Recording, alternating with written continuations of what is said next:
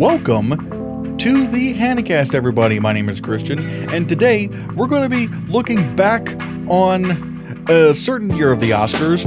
It was 2021, the 93rd Academy Awards, I believe, and this was an interesting year, to say the least. This was when, in 2020, COVID-19 was like a really huge thing. It still is an important thing now, I must preface this. Make sure you keep yourselves vaccinated and, be safe out there. But 2020, the COVID-19 pandemic of 2020 hit the movies so hard. So hard, in fact, that a lot of the, especially in retrospect,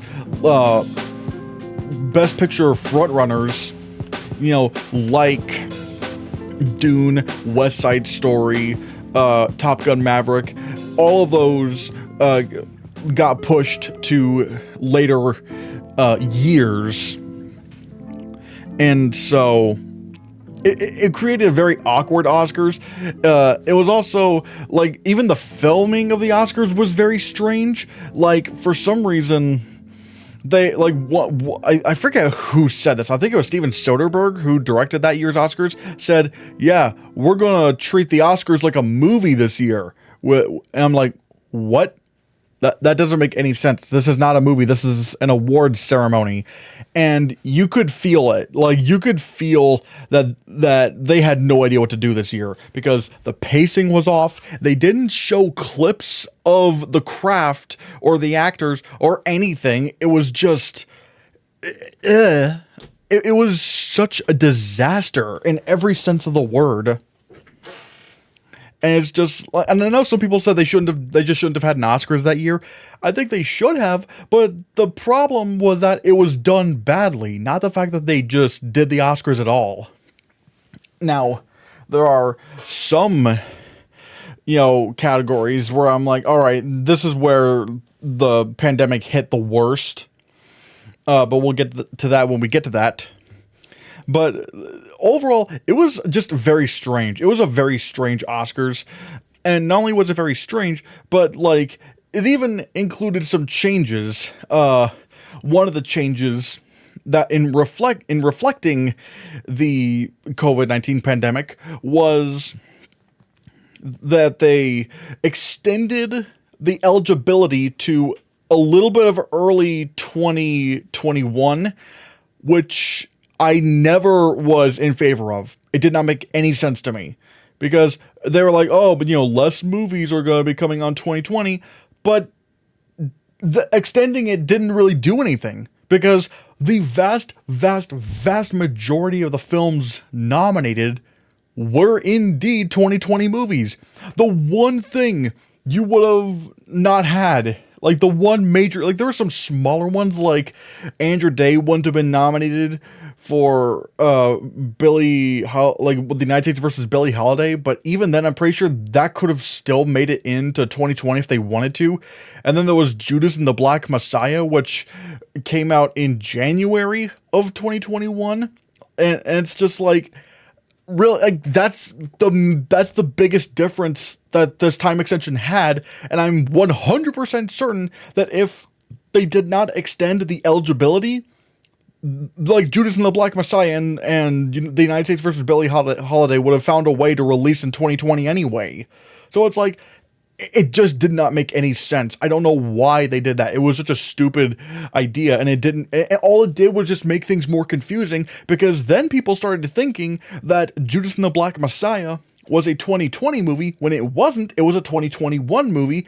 And then once you get to 2021, there was, again, still a lot of confusion, because some of the movies that you would think would have been eligible for that year, it's oh no, they would have been eligible in last year's Oscars. It was a mess. Oh yeah, and The White Tiger, that's another one that came out in 2021. That was able to compete for that year's for the Oscars for the 2020 movies, which again I'm very sure they would have released that in 2020, because it just extending it by a couple months just literally did not make any bit of a difference. It was just I don't understand that. It just all it did was just make things confusing. Regardless, So yeah, that was weird. And then there was a change that didn't really have anything to do with the pandemic, but was still a change that I thought was a really, really bad one. And that I'm still complaining over to this day. And this was the year that they got rid of sound editing and sound mixing as separate categories and combined them to a best sound category. The reason why I have a huge problem with this is because sound editing and sound mixing are two very different disciplines. Sound editing is the creation of the sounds, and not just like sound effects, but also like the recording of dialogue and ADR, all that stuff. And sound mixing is how all the sounds are mixed together. How is the dialogue layered with the sound effects? How are the sound effects and the dialogue layered with the music? All that stuff. That's sound mixing. But the problem is that general audiences don't care about the difference, which really should not be a factor because, the Oscars are not for general audiences. They are for people who care about movies and care about the Oscars. So And at the time, it was said that the sound branch was the one that was the body that that proposed combining sound editing and sound mixing. And for the longest time, I was like, this does not sound like something the sound branch would just like agree to like that. And then sure enough, the following Oscars, if you remember, they got rid of 8 categories.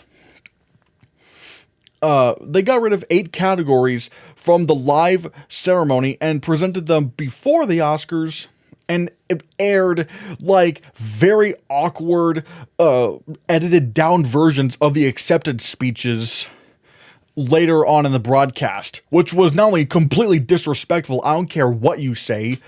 And some people will go, well, most people don't care about some of these categories. It's like, well, again, I don't screw them. Who cares about the general audience? This is not for the general audience. Those people were never going to watch the Oscars anyway.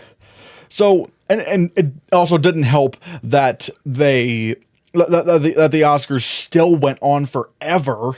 So it's like, it didn't do anything. But regardless, what were the categories that were, removed from the live ceremony in the 94th Oscars? Well, you had all the short films were removed, live action short, animated short, documentary short, what was it? Makeup and hairstyling, production design, original score, film editing, and best sound. And when this whole thing broke out, the Hollywood Reporter released a report where it turned out it wasn't the sound branch's decision to remove, to combine sound editing and sound mixing. And I'm pulling up the article right here, and I'll read it to you. This is from the Hollywood Reporter. The Academy made an explicit promise not to eliminate sound from the live broadcast if they agreed to the travesty of combining sound editing and sound mixing into one category, said Mark A. Lanza, president of the Motion Picture Sound Editors. In a statement to the Hollywood Reporter on Tuesday, describing this as a bill of goods, the sound branch was sold, parentheses, the decision to combine those categories was met with mixed reactions from the branch at the time, with those who opposed it arguing that they are different disciplines, end parentheses. The Academy's mission is to honor the craft of filmmaking in all of its parts. Eliminating certain categories from the live broadcast degrades that mission. Basically, what that means was that it was not the sound branch's decision to combine sound editing and sound mixing. The Academy forced them to do it. Otherwise, they would be cut from the live show in the 93rd Oscars, which they just did anyway in the next year. So it was so it was an empty bill of goods, which even then was the bill of goods wasn't even good to begin with. Like, that's not the sound branch making a choice to combined sound editing and sound mixing, like that would be like me putting a gun to your head and saying, give me your money. Now I could say, well, you gave me the money, so it was on you. No, that's not how it works. I forced you to give me the money, or you're gonna die. And that's basically what the Academy did with the sound branch. Yeah, the sound branch, like you could say the sound branch said, oh yeah, we can combine the sound categories. They had no choice. They had no choice to do so. So it wasn't even this. So you can't even say that was the sound branch's decision. The Academy strong-armed the sound branch to combine two completely different disciplines into one category just because the general audience, who doesn't even watch the Oscars to begin with, don't care about sound editing and sound mixing. This is something the Academy needs to fix. They need to reinstate sound editing and sound mixing because it is inexcusable that these two clearly different categories were combined. It was ridiculous. And some people are gonna say, well, you get the same winners anyway. And I'm like, well, not always. Like, if I'm not mistaken, American Sniper won, and like for the movies of 2014. I mean, obviously it wasn't, the Oscars that year wasn't in 2014, but I'm just saying the movies dates for like to give a bit of a context. American Sniper won sound editing, and Whiplash won sound mixing. 2019, Ford v Ferrari won sound editing, and 1917 won sound mixing. If I'm not mistaken, I think, yeah, Arrival in 2016 won sound editing, and Hacksaw Ridge won sound mixing. And yeah, sometimes you will get two films that end up having the same winner, like Bohemian Rhapsody winning sound mixing and sound editing, Dunkirk winning sound mixing and sound editing. But I think that, well, for one, that has more to do with the fact that the entire Academy votes on these categories rather than the individual branches, because I'm positive that if the individual branches voted for these categories, and let's say it was the sound branch, you probably would have seen more differences in those years. So, but again, it's not a complaint towards towards the idea of having two different sound categories, and even then, some of them are kind of deserving. Like Dunkirk and like winning sound editing and mixing, I thought that was deserved. I didn't have any problem with that. Or Mad Max Fury Road winning sound editing and sound mixing, again, I thought it deserved that. So it's like, it's just the idea to combine sound editing and sound mixing was dumb, and they need to reinstate separating sound mixing and sound editing, because this is not about the general audience. The general audience is not, like, the people who are complaining that there's two different sound categories, they're the same people who are never going to watch the Oscars to begin with. Like, they're not going to watch. So what, like, why are you trying to cater to them? Cater to the people who will watch the Oscars and just focus on making these better shows. It's absolutely ridiculous. Regardless of that, let's move on to the actual nominees and winners of that year, shall we? And we're going to start off with Best Picture. And another note to be had with this was the last year where they had a fluctuation of, not of like 7 to 9 Best Picture nominees. I never understood why it had to be fluctuating anyway. Like, just give it just have 10 Best Picture nominees. Like, it's fine. You can just have 10 nominees. And luckily they changed that the next year, where now, like as of last year, Best Picture nominees are a guaranteed 10. Like, you will get a guaranteed 10 nominees, which I'm all in favor of. So this was the last year that there were there was a fluctuating number of Best Picture nominees, and the number ended up being 8, which I'm kind of not surprised over because 2020 wasn't that great of a year for movies, again, because a lot of the competition was gone. But what were the nominees? The nominees were The Father, Judas and the Black Messiah, Mank, Minari, Nomadland, Promising Young Woman, Sound of Metal, and The Trial of the Chicago 7. Now, if you're looking at this, especially in the video podcast on YouTube, which you can go to youtube.com, I think /at the Hannahcast, because they have those like at like the at things now, the at handles, I think what it is. But regardless, as you can see, this was an absolute cakewalk for Nomadland. Now, it's like it won the Golden Globe for drama, it won the BAFTA for best film, Critics' Choice, PGA. It was a clean sweep. Like this is one of the biggest like Best Picture sweepers we've seen in terms of like how many awards it won. Now, admittedly, I'm gonna be real. This is probably the worst Best Picture winner, in my opinion, I've seen in a very long time. I was not really a fan of Nomadland. I thought it was extremely boring. There were some good elements about it, and actually some great elements about it, which we'll get to later on. But I thought the pacing was just dull. It was so boring. And it's just, I wanted to love this movie, but, I can't force myself to like a movie. So it's like, I was not really thrilled knowing that this was going to be our Best Picture winner. Like, what would my pick be? Now, weirdly enough, I would have nominated mostly none of these films. Like, there's probably, but there are a few. I think my favorite out of these would have been The Trial of Chicago 7, which did win SAG Ensemble. I will say, it did win SAG Ensemble. Nomadland was not nominated for SAG Ensemble at SAG, the Screen Actors Guild, which, hey, solidarity with the Screen Actors Guild with their strikes. Same with the Writers Guild. But The Trial of Chicago 7, I thought was a fantastic film. I thought it was very relevant for 2020. The cast was incredible. The writing was some of the best of the year.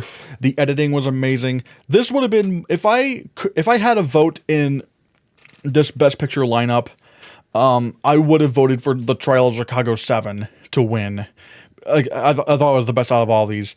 There was also... Let's see, there was also The Father. I loved The Father. Let me just talk, I'll just go down this list and just talk about these movies. The Father was nominated for the BAFTA and Golden Globe Drama. And it didn't win either of those, of course, because it went to Nomadland, because Nomadland was a huge, huge sweeper. The Father was an absolutely devastating film. I thought it was very remarkable, very heartbreaking to watch. Anthony Hopkins, I'll get to his performance later on especially, but he gives one of the best one of the best, like, shit. Oh, okay, that's the cat. Sorry. Good God. But yeah, The Father, I absolutely thought The Father was masterful, although admittedly it was a bit of a question as to whether or not it would get into Best Picture, because again, it got BAFTA and it got the BAFTA nomination for Best Film and the Golden Globe Drama for Best, the Golden Globe nomination for Best Picture Drama, but it didn't get Critics' Choice and it didn't get PGA, which is really, really insane. Now, I think some people were saying that it took a while for The Father to get momentum, hence why The Father overperformed at the Oscar nominations with like film editing and production design nominations, which was absolutely nuts. Like The Father was killing it. But yeah, I thought The Father was just magnificent, and I'm glad it got in. Judas and the Black Messiah, once again, very, very late bloomer here. Like, it only got the Producers Guild nomination. Like, I don't even think the BAFTA's long-listed Judas and the Black Messiah, if I'm not mistaken. Now, Judas and the Black Messiah, once again, it's a great film. I loved it a lot. And again, I think it would have still gotten nominated for Best Picture if they didn't extend it to the eligibility to early 2021. It's again, that still doesn't make sense to me why they extended it, but regardless, Judas and the Black Messiah, I thought, well, again, it was great, but again, it only got Producers Guild nominations, which is like the Producers Guild nomination for for best picture, which is crazy. And again, it even I would say it kind of overperformed a bit at the Oscar nominations themselves. Mank, it was looking pretty good because Mank got the Golden Globe nomination for Best Picture Drama, Critics' Choice Award, and Producers Guild, PGA. It didn't get BAFTA. In fact, it kind of underperformed at BAFTA. Like, Gary Oldman didn't get nominated for lead actor. It was not doing so well over at BAFTA. But again, I think it was just because of a BAFTA thing, because clearly they loved Mank everywhere else. Minari, once again, it kind of took a while for people to realize that this was happening. Now, at the Golden Globes, I think it was nominated for Best Foreign Language Film, but the problem at the time was that if you were nominated for Best Foreign Language Film, you weren't eligible for, like, Best Picture Drama. The Golden Globes have changed those rules, but it was just kind of strange. Minari got in at Critics' Choice and PGA, no BAFTA, but it did get a SAG Ensemble nomination, which showed that Minari was really gaining momentum. It was starting to gain some real momentum. But by the time the Oscar nominations were getting ready to happen.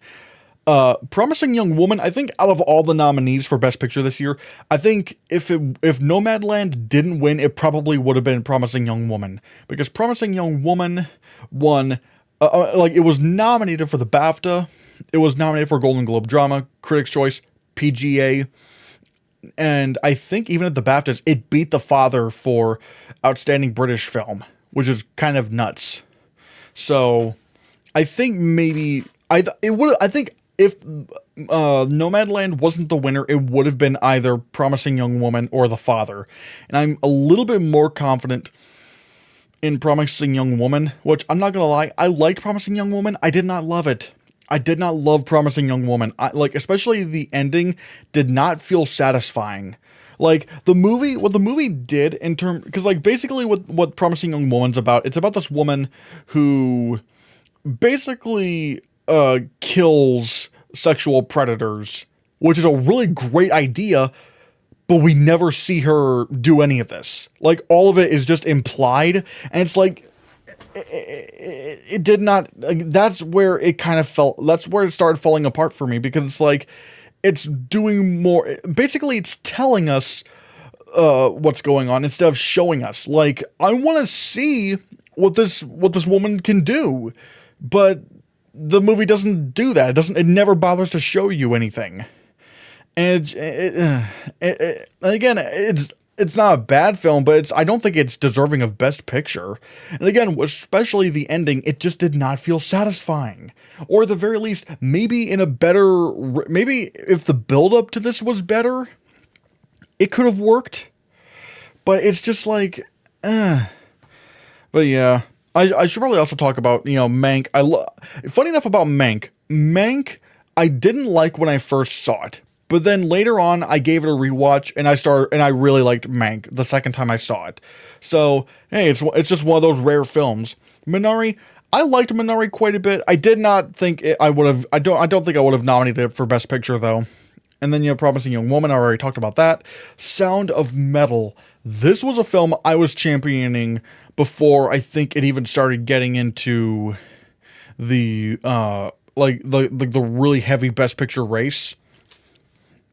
Because I saw Sound of Metal, and basically what Sound of Metal is about this guy who, this drummer, and he starts to go deaf because he didn't wear ear protection, and it is a slow, it is a very heartbreaking journey this guy goes through, and especially by the end, it is just like haunting in a sense. And it has, and you'll see later on, this movie was also a big, this movie was big in the best sound category. Like, this is one of the best, sound winners, editing or mixing, regardless, I've seen yet. The sound in Sound of Metal was so good. And obviously you have the Trial of Chicago 7. This was, I think, like the early front runner for Best Picture, because everyone was like, oh yeah, Trial of Chicago 7, this is going to win Best Picture. It's like big Oscar bait. It's about okay, I'm not gonna lie, I'm kind of bad at summarizing films, but the Trial of Chicago 7, again, it was just big. It was a lot of big Oscar bait. It was fantastic. I loved it. And out of these nominees, it would have been my favorite. It would have been my vote. But the question is, if there were 10 nominees, what would have been those last two contenders? And my theory is that the last two contenders would have been Another Round and Ma Rainey's Black Bottom. Now, what's weird about Another Round is that it didn't get nominated for Best Picture anywhere. Absolutely nowhere. So maybe this isn't a good prediction. I don't know. But it did get nominated for Director. And it's weird that Another Round got nominated for Best Director without a Best Picture nomination. I don't understand that. How can you nominate? Now, granted, I think you could also make an argument where it's like, the director's branch, when they're nominating Best Picture, like their choices for Best Picture, maybe they did have Another Round in their list, but since Best Picture is voted on by everybody, it probably wasn't able to slip into Best Picture that way. But I'm wondering if that's still, like, I think maybe there is a chance it could have gotten a Best Picture nomination had there been 10 nominees, especially since recently we had, like, Drive My Car, that got a random Best Picture nomination despite being nominated nowhere. And then you also had, what was it called? Triangle of Sadness, which wasn't an international film, but it was directed by an international director. And so I'm thinking maybe Another Round in a year of 10 would have squeezed into Best Picture. And admittedly, the last one, I feel like I was really struggling between Ma Rainey's Black Bottom and One Night in Miami. Because Ma Rainey's Black Bottom and One Night in Miami, they got nominated in the exact same places: Critics' Choice, Producers Guild, and SAG Ensemble. Like, they had the exact same ones, and they didn't squeeze into Best Picture in favor of The Father and Judas and the Black Messiah and Sound of Metal, because Sound of Metal only got, like, Critics' Choice and PGA. And I should also mention, Promising Young Woman got BAFTA, Golden Globe Drama, Critics' Choice, PGA, and it was nuts. So with Ma Rainey's Black Bottom and One Night in Miami, I was like, which one would have maybe gotten in? I'm thinking maybe because Ma Rainey's Black Bottom overall had more nominations than One Night in Miami, it probably had a better chance at Best Picture over One Night in Miami, because Ma Rainey's Black Bottom had, like, costume design, makeup, production design, lead actress, lead actor. Like, it was the fact that he got 5 nominations and missed out on Best Picture is kind of nuts. So I think that could have happened. Some other possible contenders: Borat's subsequent movie film, honestly, I was kind of hoping would get in, because Borat's subsequent movie film, it won the Golden Globe for Comedy Musical, and it was even nominated at Producers Guild. And I'm not gonna lie, if one of these films, no matter what any of these films would have dropped off in favor of Borat's subsequent movie film, I probably would have even voted for it over Trial of Chicago 7. Like, Borat's subsequent movie film, it was a film that I was not really expecting to be as amazing as it was, because the whole, like, going into it, I was like, really? I mean, they're doing a Borat sequel? Because it's like, how are you gonna fool? Like, the only way, like, a Borat sequel could work is if, like, people are stupid enough to fall for Sacha Baron Cohen's pranks again. And somehow, people were stupid enough to fall for Sacha Baron Cohen's pranks again. Because this film, I think, even struck harder than the first Borat. Because obviously this was like they filmed like this was being filmed like originally, if I'm not mistaken, the 2020 pandemic was not originally supposed to be a thing for Borat 2. But I guess during filming, COVID happened, and it's like, oh man. And you see a bunch of misinformation out there. Trump was looking to be elected president again.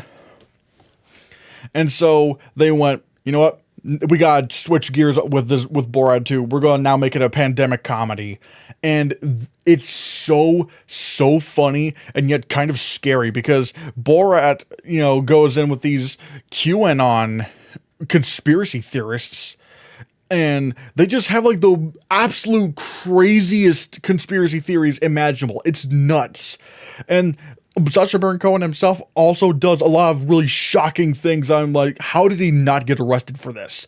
Like how he went there was like this what was it? Mike Pence, this Mike Pence rally, because he was for anyone watching this, like years in the future, he was the vice president at the time. Sacha Baron Cohen as Borat, burst into one of Mike Pence's rallies in Donald Trump makeup, carrying his daughter, Borat carrying his own daughter, because his daughter is also a big part of this film, which we'll get to here in a bit. So, and his goal is to try to deliver his daughter Tutar to Donald Trump as a gift. And he bursts into this Mike Pence rally holding his daughter, who's like wrapped up in in wrapping paper, and he's in like Trump makeup, and he's like, Michael Penis, I have gift for you. I'm like, how did he not get arrested for this? This is insane. And then obviously there's the absolute oh god, there was also this part where he got up on stage at this like anti-masker rally and started singing this song called Wuhan Flu, which was basically a parody of how weird how those weird far right conspiracy theorists view things. And he actually managed to get the crowd singing along. And they're just like, oh, one of the lines was Hillary Clinton, where we're going. No, I think it was there was a bunch of different lyrics, but what was it WHO, what we're gonna do, inject them with the Wuhan flu. And he was the people were singing along. They didn't know that this was Sacha Baron Cohen pulling a prank on them. They went along with it. Yeah, this pretty racist song is amazing. And it's I'm just how are people not oh my.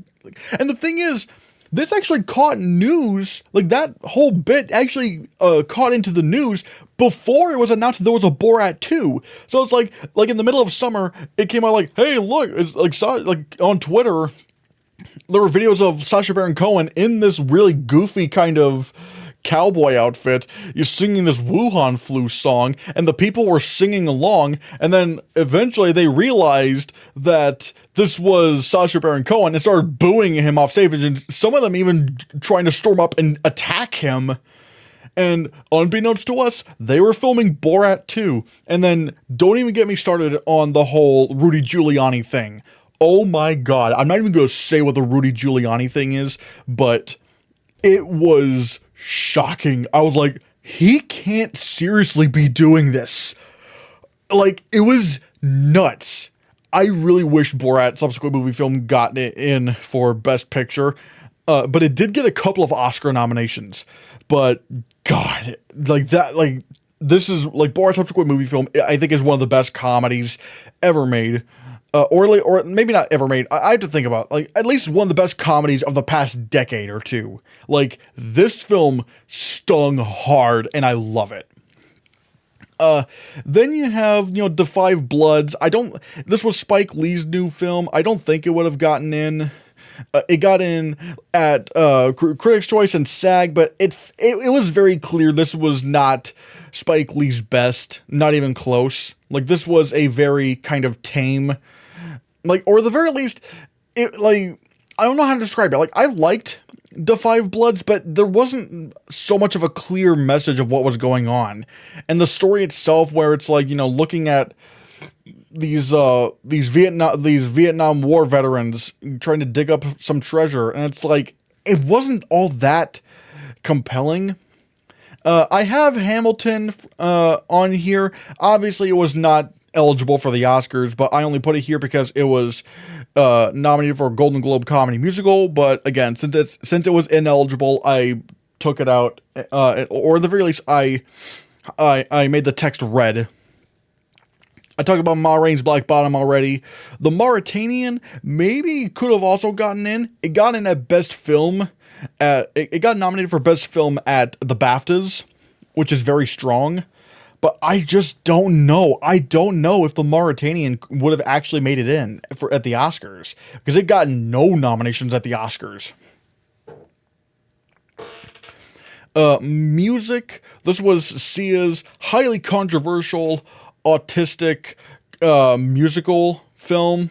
And I'm like, let's just face it. Again, I only have it in here because it was nominated at the Golden Globes for Comedy Musical.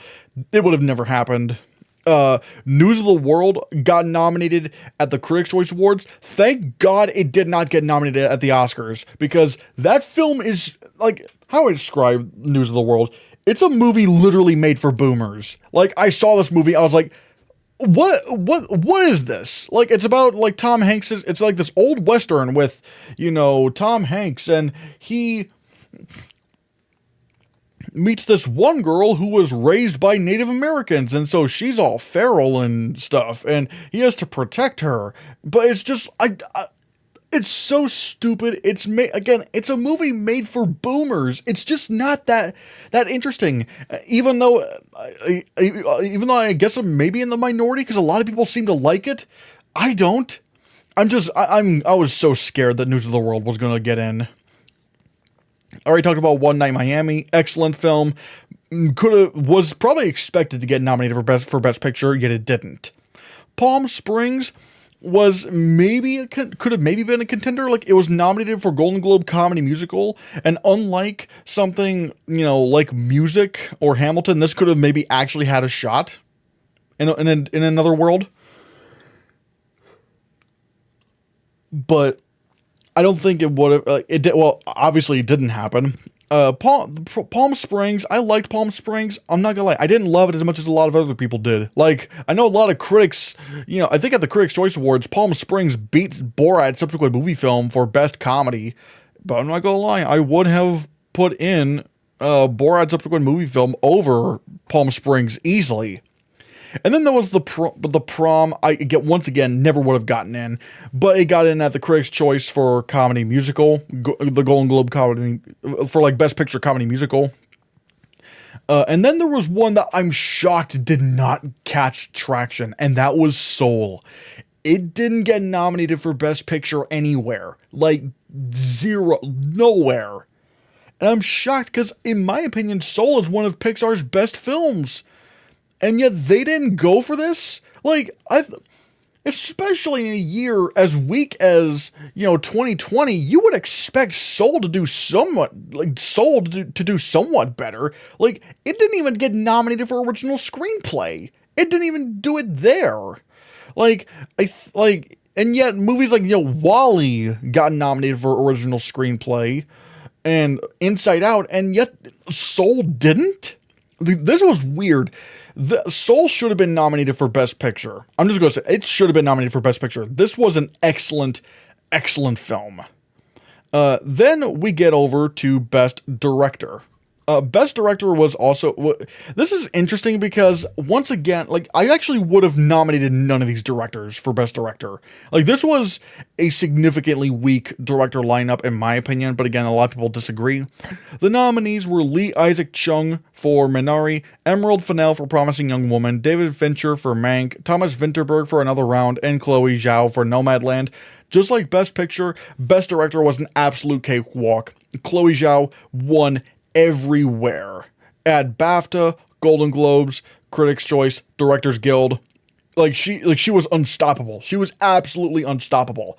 Now, there was a bit of a snub here, because it was very expected that Aaron Sorkin would get nominated for The Trial of the Chicago 7. Because he got nominated at Golden Globe, Critics' Choice, and Directors Guild. And yet he didn't, and yet he managed to get snubbed for Best Director in favor of Thomas Vinterberg for Another Round, which I didn't talk about Another Round. Once again, I liked Another Round, but I didn't get the appeal of it. I didn't understand why it was such a big player. But it got nominated for Best Director despite not getting nominated for Best Picture, which again, I just find very strange. But he got in at BAFTA.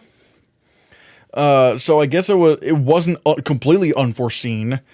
You also had but let's talk about some of the other directors. Lee Isaac Chung for Minari, he got in at BAFTA, Critics' Choice, and Directors Guild. It was kind of looking like he was going to get in. Emerald Fennell for Promising Young Woman. Once again, it was going to be very obvious. Golden Globe, Critics' Choice, Directors Guild. Admittedly, I'm kind of shocked that she didn't get nominated at BAFTA, considering the film got nominated for Best Film, won Original Screenplay at the BAFTAs, and beat The Father for Best British Film. So the fact that she didn't get nominated was kind of crazy. David Fincher for Mank. Once again, it was kind of looking like he was going to get in. Because he had like Golden Globe, Critics' Choice, and Directors Guild. So yeah, some of the other contenders, maybe you could argue, they're or at least like some of the directors that got nominated at other places. Sarah Gavron for Rocks, she got in at BAFTA, but at this point the BAFTAs introduced this jury system where like a jury of up to like 12 people nominate stuff like Best Director and the acting categories. So I don't really know. Yeah, she technically got nominated for a BAFTA, but I think she was just a jury save. I don't think she would have gotten anywhere close to being nominated for the Oscar. Regina King for One Night Miami. This was a possibility. Like, Regina King for One Night Miami could have maybe happened. She got nominated at Golden Globes and Critics' Choice. But it seems like her hype kind of died down. Spike Lee for The Five Bloods. Once again, I just realized I'm looking at the screen right here, and I forgot to put in that Spike Lee got nominated for Critics' Choice for The Five Bloods. Again, I don't think that would have happened at the Oscars, but Shannon Murphy for Baby Teeth, BAFTA. Once again, I feel like that was a jury save. And then you had Jasmila. Okay, hold on. Let me look at this.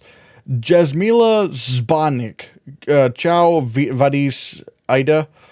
They got nominated at BAFTA. I'm not really. I don't think that would have made it at the Oscars. But once again, none of these directors, even in the other contenders, I would have nominated none of them. Like, I wasn't really expecting Christopher Nolan for Tenet to get in, because people were kind of divisive on Tenet, but Christopher Nolan would have been my pick to win. What was it? Jason Walliner for Borat Subsequent Movie Film. He didn't get in. Who else didn't get in? I'm trying to think of who else. Because those all, this was never going to happen, but again, Pete Docter for Soul, I would have put him in there. I think, hold on, what was her name? Yeah, I would have also nominated Eliza Hittman for Never, Rarely, Sometimes, Always, but again, that was never going to happen. That would have just been like a, whoa, like that would have been so shocking to see that happen, but that it would have never happened. And then, like, also, like, Florian Zeller for The Father, he could have gotten in. Darius Martyr for Sound of Metal, I thought he should have gotten in. But, you know, whatever. If I had to vote out of any of these nominees, I guess maybe David Fincher, but it's not very enthusiastic because Mank wasn't even in my top 10 of the year that year. So, I just wasn't very. Again, this is probably one of the worst, maybe the worst Best Director lineup I've seen ever since I've started watching the Oscars, which was like 2010. Going down to original screenplay, we had a little bit of a race, although admittedly, it only started off as a race, but kind of died down. That was for original screenplay. Also, I should probably put this here. Whoop. Yeah, there we go. The nominees were Judas and the Black Messiah, Minari, Promising Young Woman, Sound of Metal, and Trial of the Chicago 7. Promising Young Woman won. Promising Young Woman won the BAFTA for original screenplay, the Critics' Choice for original screenplay, and the Writers Guild for original screenplay. So at this point, it was very obvious that Promising Young Woman was going to win. But it started off being like, because the Trial of the Chicago 7 won Best Screenplay at the Golden Globes. Out of these nominees, it would have been my pick, like the Trial of Chicago 7. And also, out of the nominees, only Promising Young Woman and Trial of Chicago 7 got nominated everywhere they need to be. They got nominated. Because they both got nominated at BAFTA, Golden Globe, Critics' Choice, and Writers Guild. So there is that. Judas and the Black Messiah, it only got nominated at Writers Guild. So like, it was a last minute, and I mean it when I say like, Judas surged like at the last moment. And then you have Minari. Minari, admittedly, I think was also a bit of a surprise because Minari only got nominated at Critics' Choice. You have Sound of Metal, which was looking pretty good. It got Critics' Choice and Writers Guild. And then, but yeah, Sound of Metal was fantastic screenplay. And you also had some other contenders, the ones that didn't get nominated for the Oscar, but got nominated at other places. Another Round got nominated at the BAFTAs. Mank got in at the BAFTAs, Golden Globe, and Critics' Choice. Actually, yeah, I forgot Mank was supposed to get nominated here. This was written by David Fincher's father, Jack Fincher, and it got in pretty much almost everywhere it needed to get in, I guess except for the Writers Guild. But man, that was crazy. And the fact that the BAFTAs didn't even like Mank all that much, and yet Mank got snubbed for original screenplay at the Oscars was kind of crazy. Then you have Never, Rarely, Sometimes, Always got nominated at the Critics' Choice Awards. I would have loved to see that happen, but obviously that was never going to happen at the Oscars. It was just a critics' favorite. Palm Springs got nominated at the Writers Guild Awards for original screenplay, although they do typically go for comedies, so that's not too out of the box. And then you have Rocks, which got in at BAFTA, which again, kind of strange, but I think it is a British film, so, and didn't have any kind of traction before. Like, even The Father got a lot of traction somewhere. But yeah, I would have probably, like I said, out of these nominees, I would have gone for the Trial of Chicago 7. Also, another film I just realized that I kind of forgot to put in, even though it didn't get nominated anywhere, Soul. Soul should have been in. Soul should have gotten a nomination for original screenplay. I would have even voted for it to win.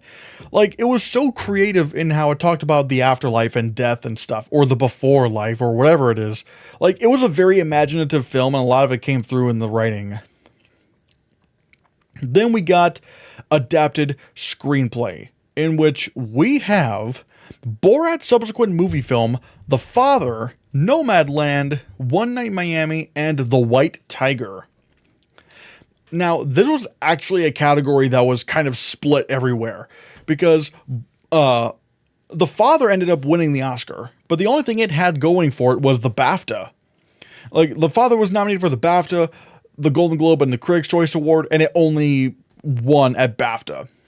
Borat, subsequent movie film, once again, like, kind of did, like, even though it only got 2 nominations, it performed much better at the Oscars than I think some people thought.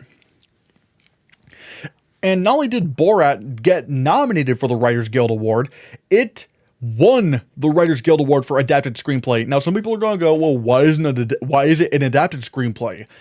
It's like, it's an adapted screenplay for a couple reasons. One, it was a sequel to the first Borat, but also the first Borat also got nominated for adapted screenplay because the character of Borat was from the Ali G show. Like, he was not an original creation for the Borat movies. So that's why the Borat movies are considered adapted screenplays, even the first one. But yeah, Borat won at the Writers Guild Awards, which honestly, this probably would have been my pick. This would have been my pick to win overall. Nomadland, it got nominated at BAFTA, Golden Globes, and Critics' Choice, and it only won at Critics' Choice, which is kind of crazy. One Night in Miami, it got nominated at Critics' Choice and WGA, the Writers Guild. And then you have The White Tiger, which, man, very inspired choice for adapted screenplay. The White Tiger got nominated at BAFTA and Writers Guild, and honestly, maybe other than Borat's subsequent movie film, The White Tiger would have been maybe my second pick, because The White Tiger is so well written. The White Tiger is like this movie about an Indian, about this Indian kid, although probably not really a kid. He's probably a little bit older than me. I don't know. But basically, he's poor. He's on the streets, but slowly but surely he starts climbing his way up. The economical food chain. And it's sort of like Joker meets The Wolf of Wall Street. It is so compelling.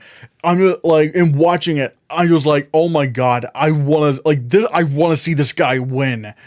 And it's so good. If you've not seen The White Tiger, it's on Netflix. Check it out. I love it so much. I was so happy that it got nominated. Some other contenders, there's The Dig, which got nominated at BAFTA. First Cow, which got in at Critics' Choice. Ma Rainey's Black Bottom was probably expected to be nominated. It got Critics' Choice and Writers Guild, but ultimately didn't get nominated for the Oscar. The Mauritanian got in at BAFTA, and News of the World got in at Critics' Choice and Writers Guild, which I'm not gonna lie, I was scared this would happen. I was so scared that News of the World was gonna actually get nominated for adapted screenplay. I was like, no, do not let this happen. I swear to God, do not let this happen. And luckily it did not happen. And overall, other than Nomadland, this is a phenomenal category. This is a phenomenal category. And even though I would have voted for Borat subsequent movie film above The Father, and maybe The White Tiger over The Father still had an incredible screenplay. So there's that. What was it? Oh yeah. Then we get to Best Lead Actor. Best Lead Actor. And we have Riz Ahmed for Sound of Metal, who got nominated at, I'll talk about where they got nominated here in a bit. Riz Ahmed for Sound of Metal, Chadwick Boseman for Ma Rainey's Black Bottom, Anthony Hopkins for The Father, Gary Oldman for Mank, and Steven Yeun for Minari. This was maybe the biggest shock of the evening, because, and it was also wrapped up in some controversy, but not for the reasons you would think, because going into the Oscars, this was Chadwick Boseman's award to win. This was his award. I get the phrasings a bit confused, but basically it was very, very, very well expected he would take lead actor, because he won the Golden Globe drama, he won Critics' Choice, and he won SAG. But then at the last minute, Anthony Hopkins wins the BAFTA for Best Lead Actor, and suddenly Chadwick Boseman was vulnerable. Now some people will want to bring up now it is no secret that this was Chadwick Boseman's last on-screen performance. This was Chadwick Boseman's last on-screen performance before he passed away. And I gotta say, if you're gonna go out go out like man, he went out with everything he got. Like, this is easily Chadwick Boseman's best performance. And he's already a really good actor, but man, this is easily his most emotionally resonant performance I've ever seen from him. But at the same time, he was going up against Anthony Hopkins in The Father, and I thought Anthony Hopkins was like a hair better. Like, it's really tough. But the reason why this was so controversial wasn't even because Anthony Hopkins beat Chadwick Boseman. The reason why this was so controversial was because the Oscars literally reorganized how the awards are supposed to go to make it like to end on lead actor, because they announced best director like it was like the fourth award announced. So I was like, wait, why are they announcing best director now? That's supposed to be one of the last ones. And then later on, the last three categories went best picture. Best picture was third to last, which didn't make any sense. Lead actress, and then lead actor. And this was the Oscars, one of the Oscars' biggest fuck-ups in recent memory. Pardon my language. Because they were thinking, oh yeah, Chadwick Boseman's gonna win, and so when his name is announced, we're gonna have his wife is gonna come up and accept the award, and it's gonna be a very emotional thing. It's gonna go out on a high note. Like, this ceremony is gonna go out on a really big high note, an emotional note. And then Anthony Hopkins wins. And not only that, for some reason, the Oscars didn't allow any of the talent to zoom in, call in from Zoom calls, because obviously, especially for someone like Anthony Hopkins, the pandemic is going to, COVID-19 is going to be very, very, very dangerous against you. So Anthony Hopkins couldn't attend, but they wouldn't let him Skype in or Discord in or Zoom in. I don't know which one it would be. And so it just ended with Joaquin Phoenix on stage going, and the Oscar goes to Anthony Hopkins, the father. Anthony Hopkins going to be here tonight, so I'll accept this award on his behalf. Good night. And then the show ended. I was like, you can't be serious. Like, you idiots, you absolute morons. They legit, oh my god. This was a really stupid move on their part. Again, not Anthony Hopkins winning, because he deserved it. Anthony Hopkins deserved it. But they banked so hard on the idea that Chadwick Boseman would win. And honestly, I guess this is one of those situations where it's like, this kind of proves that the Oscars don't know who's winning. Because if you don't know, the Oscars hire this third-party accounting firm to count the votes for the Oscars. So the Academy themselves don't know who's winning. Like, everything you see, when Martin Scorsese won Best Director, and they had, Steven Spielberg, George Lucas, and Francis Ford Coppola presenting Best Director to Marty, their friend. That was all based on luck. This year, where they had Halle Berry come up on stage and present Best Lead Actress to the only other woman of color who could possibly win, and that being Michelle Yeoh, again, that worked out. This was one of those situations where it absolutely backfired in the worst way possible. The fact that they wouldn't let Anthony Hopkins, call in. They said, basically it was like, you have to be here physically, or you're not accepting the award here at all.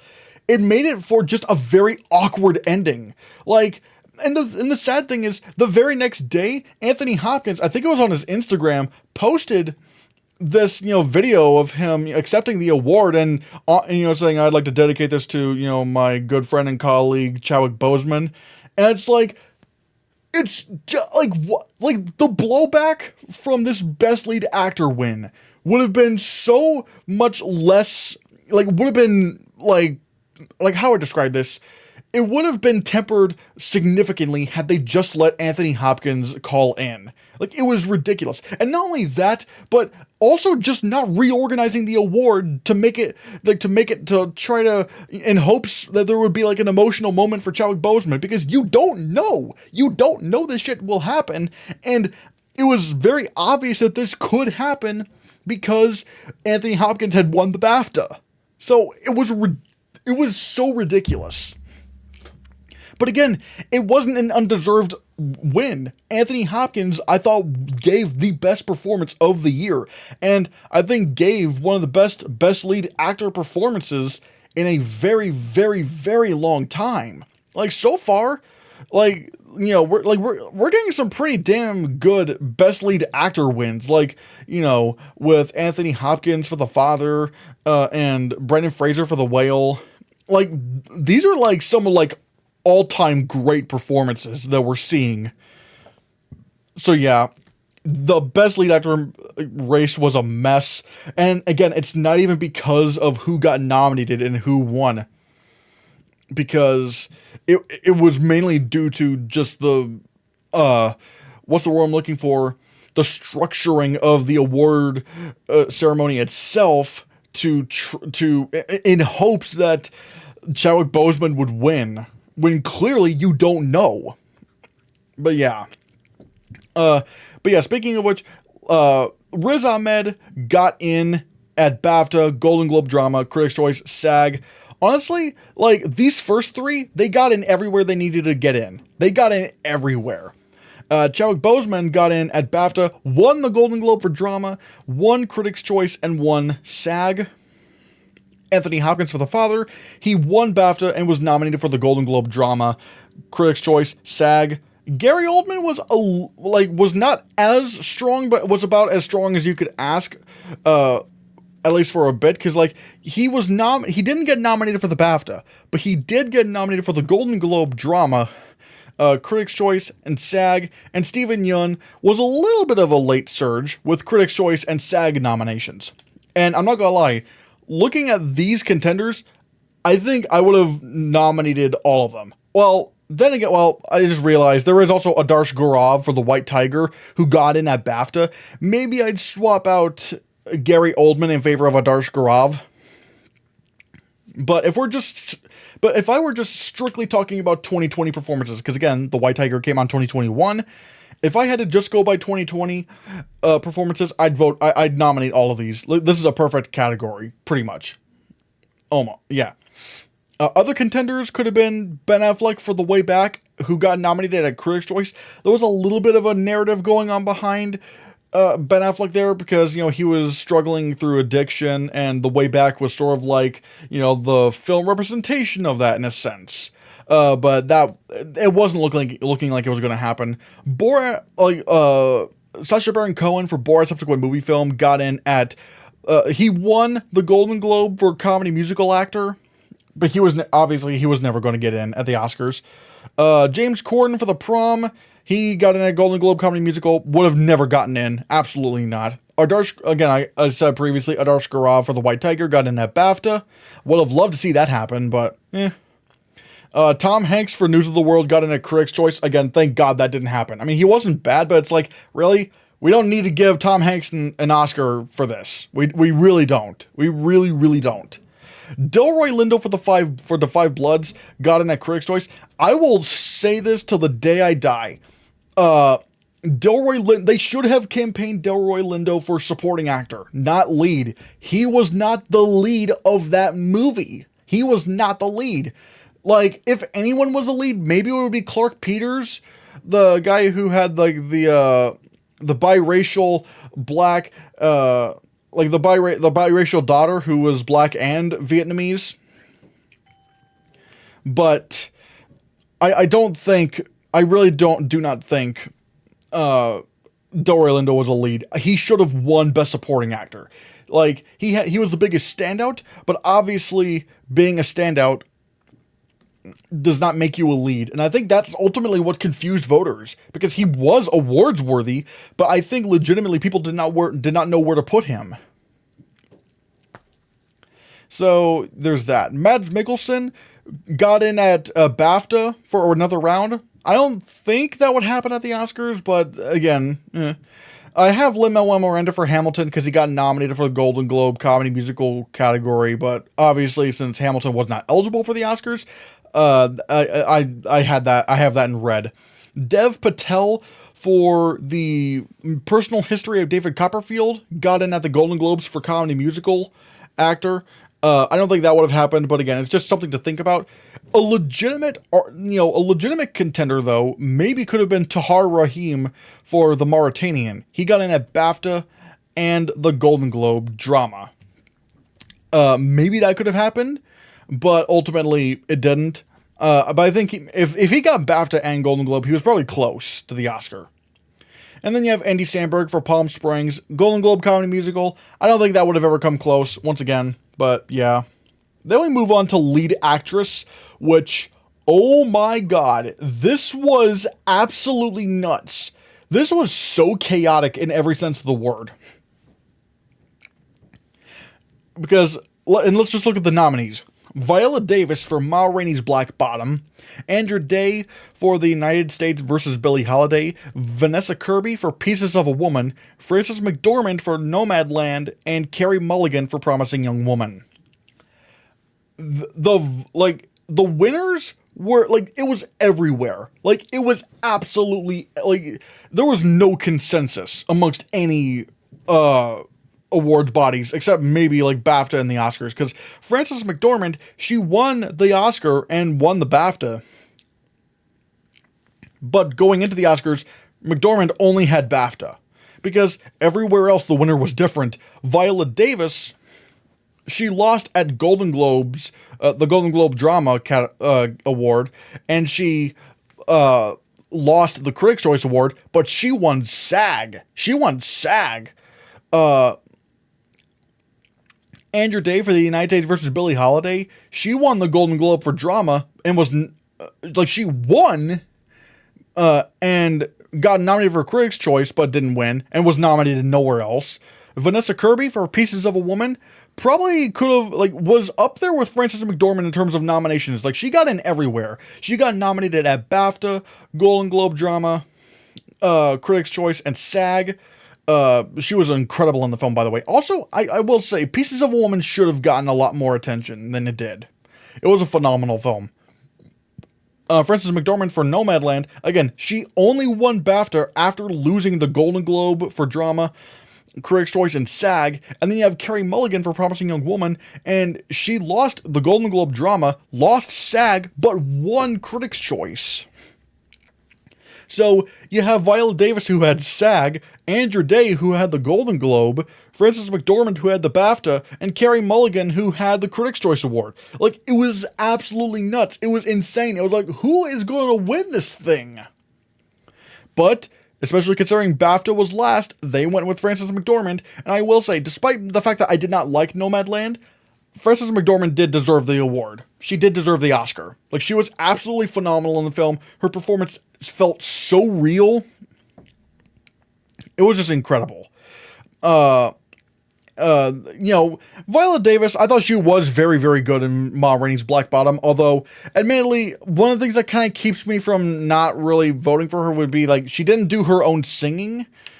And I feel like if you're, once again, I always say this, if you're casting someone to play a musical, a musical character or a person who was a singer or whatever, cast someone who can sing. I just don't get that. Andra Day for The United States vs. Billie Holiday, I didn't like the movie, but I thought she was great in it. Vanessa Kirby for Pieces of Woman, already talked about that. Carey Mulligan for Promising Young Woman, once again, very good in the film. Very, very good. Other possible contenders, I think maybe the next one most likely to get nominated would have been Amy Adams for Hillbilly Elegy, who got in at SAG, which, I mean, I didn't like Hillbilly Elegy, but I thought she was pretty good in it. But we'll get into Hillbilly Elegy here in a bit. But overall, I think it overall was just looking like it was just going to be this main five: Davis, Day, Kirby, McDormand, and Mulligan. It was like they were the only ones. I'm looking at this right now. Yep. I'm looking at this. And those five are the only ones that got nominated in more than one awards body. Everyone else in these other contenders, like Amy Adams for Hillbilly Elegy, only got nominated in one awards body. Bucky Backray for Rocks was nominated at BAFTA, would have never happened at the Oscars. Radha Blank for The 40-Year-Old Version got nominated at BAFTA, would have never happened at the Oscars. Sydney Flanagan for Never Rarely Sometimes Always got in at Critics' Choice. Honestly, once again, very inspired pick. I would have nominated her. But obviously, once again, that was a critic's favorite. That was never going to happen at the Oscars. Kate Hudson for music got in that Golden Globe Comedy Musical. This was just a weird Golden Globes thing. And plus, people absolutely despised the film. So there was no way Kate Hudson was going to get in. Again, I'm only putting Kate Hudson in here because of that, because that is a stat, the Golden Globe. But trust me, it would have never happened in a million years.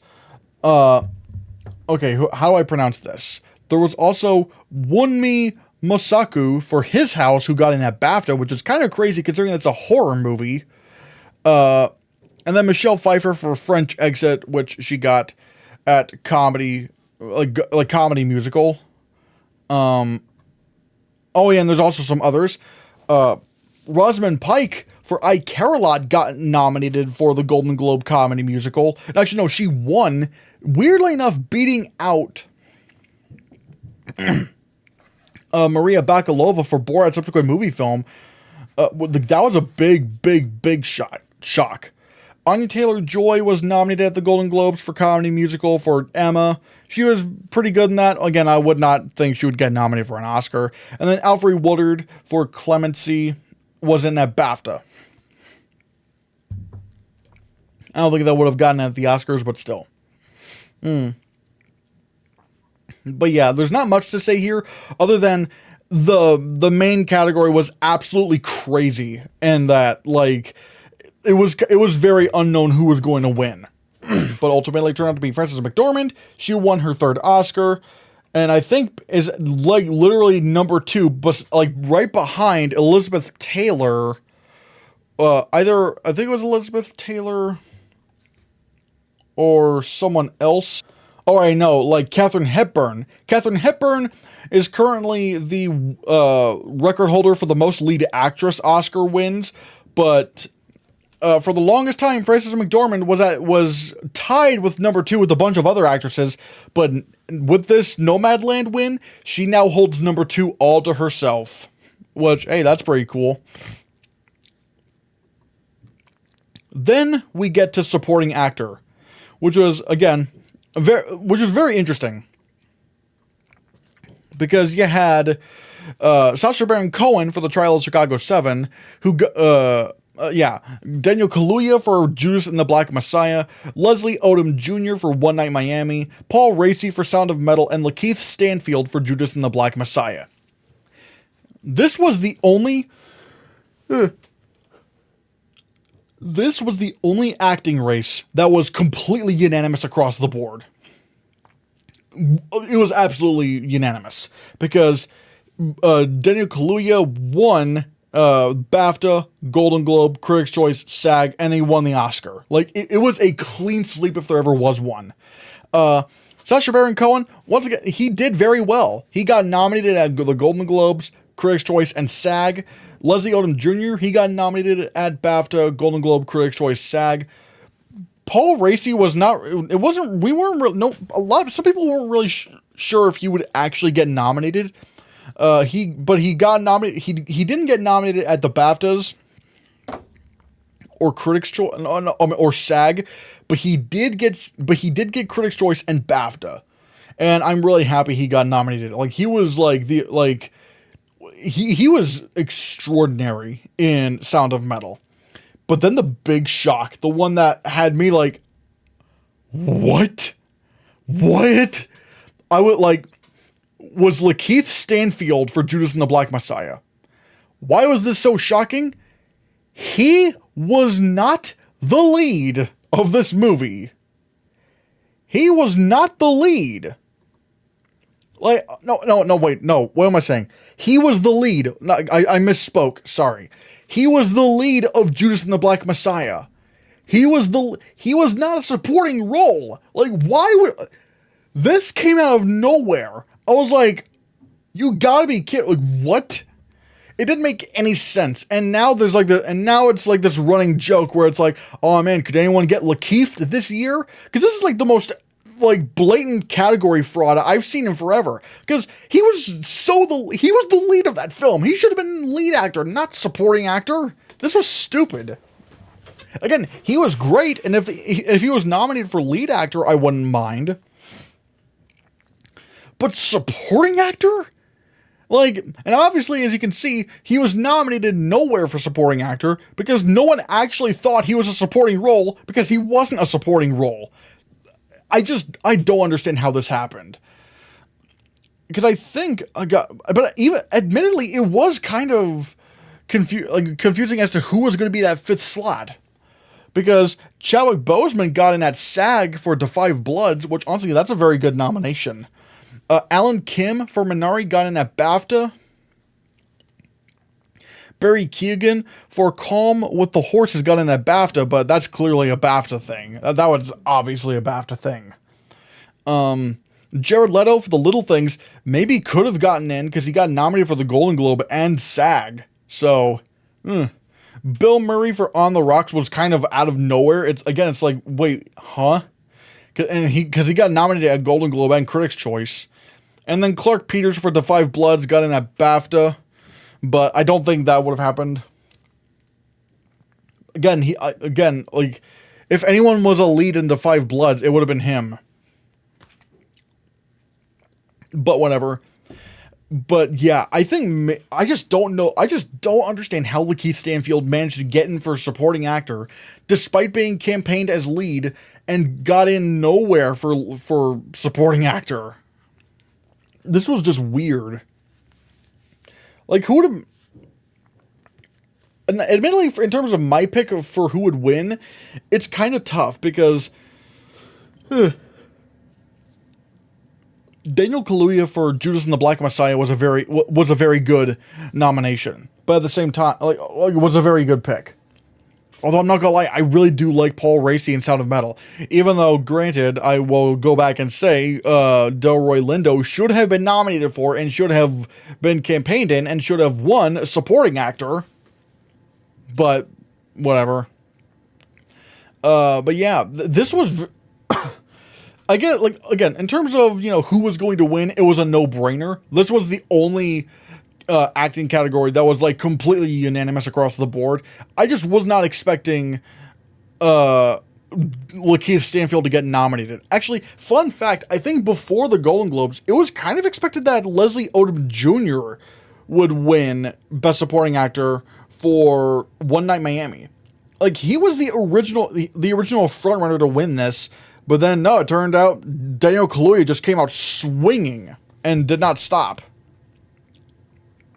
So yeah, then we get to supporting actress, which this one was fun.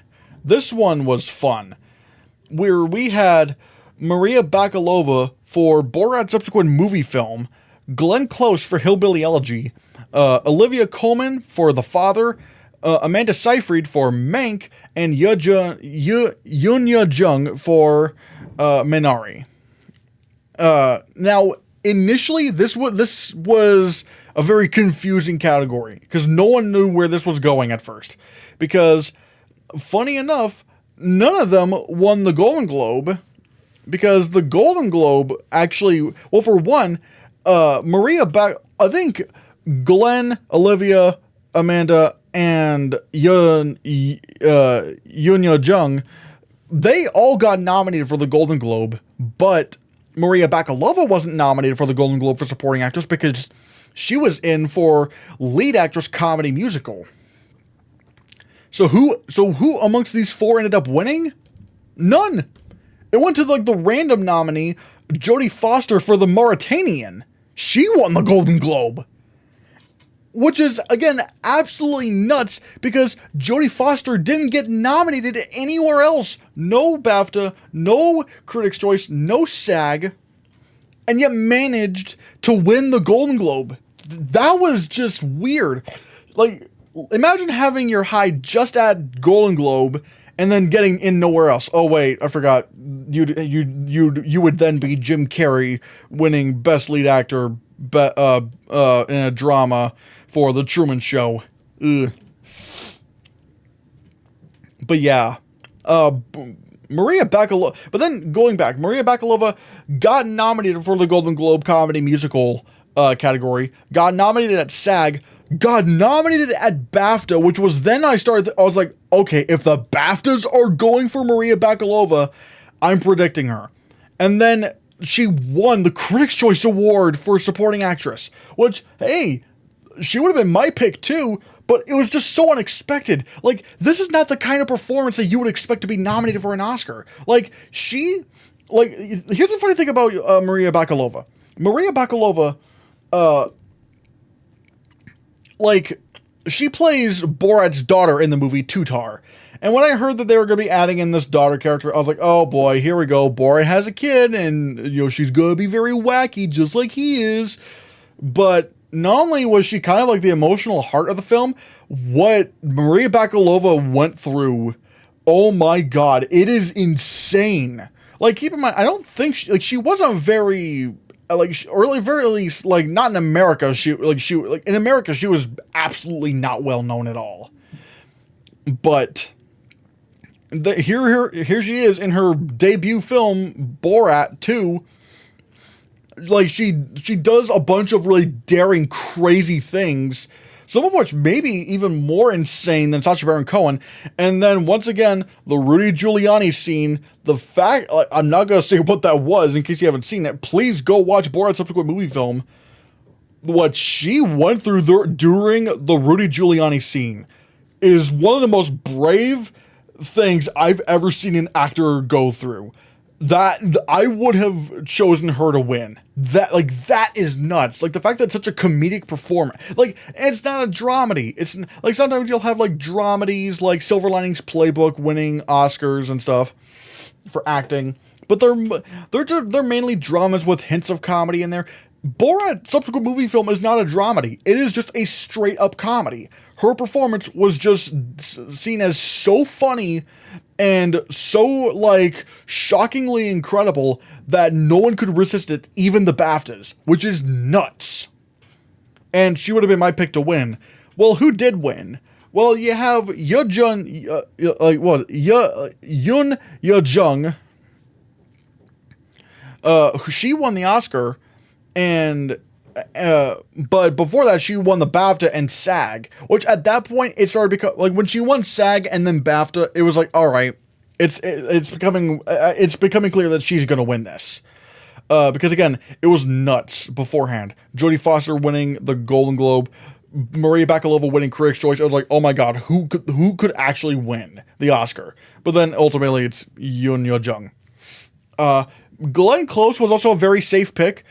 She got nominated at Golden Globes, Critics' Choice, and SAG. And as much as I disliked Hillbilly Elegy, that movie sucked so much, I thought Glenn Close was amazing in it. Her performance was incredible. Very different from a lot of other performances I've seen from her. And then you have Olivia Colman from The Father. Once again, Golden Globe, Critics' Choice, and SAG. Surprised that she didn't get nominated at BAFTA, though. The BAFTAs just don't seem to like Olivia Colman all that much. And then Amanda Seyfried for Mank was admittedly a little bit of a question. At least a little bit, because, she got nominated at Golden Globe and Critics' Choice, but not SAG or BAFTA. And, you would think that she would get nominated at SAG. I thought she was good in Mank. I'm not gonna lie, I didn't really see much of an Oscar-worthy performance in that, but that's just me. So who could have maybe have gotten in? Well, Jodie Foster won the Golden Globe for The Mauritanian, so that's possible, even though she got nominated nowhere else. You also have, what was it? Nim Algar? I hope I'm Niam Algar for Calm with Horses. She was nominated at BAFTA.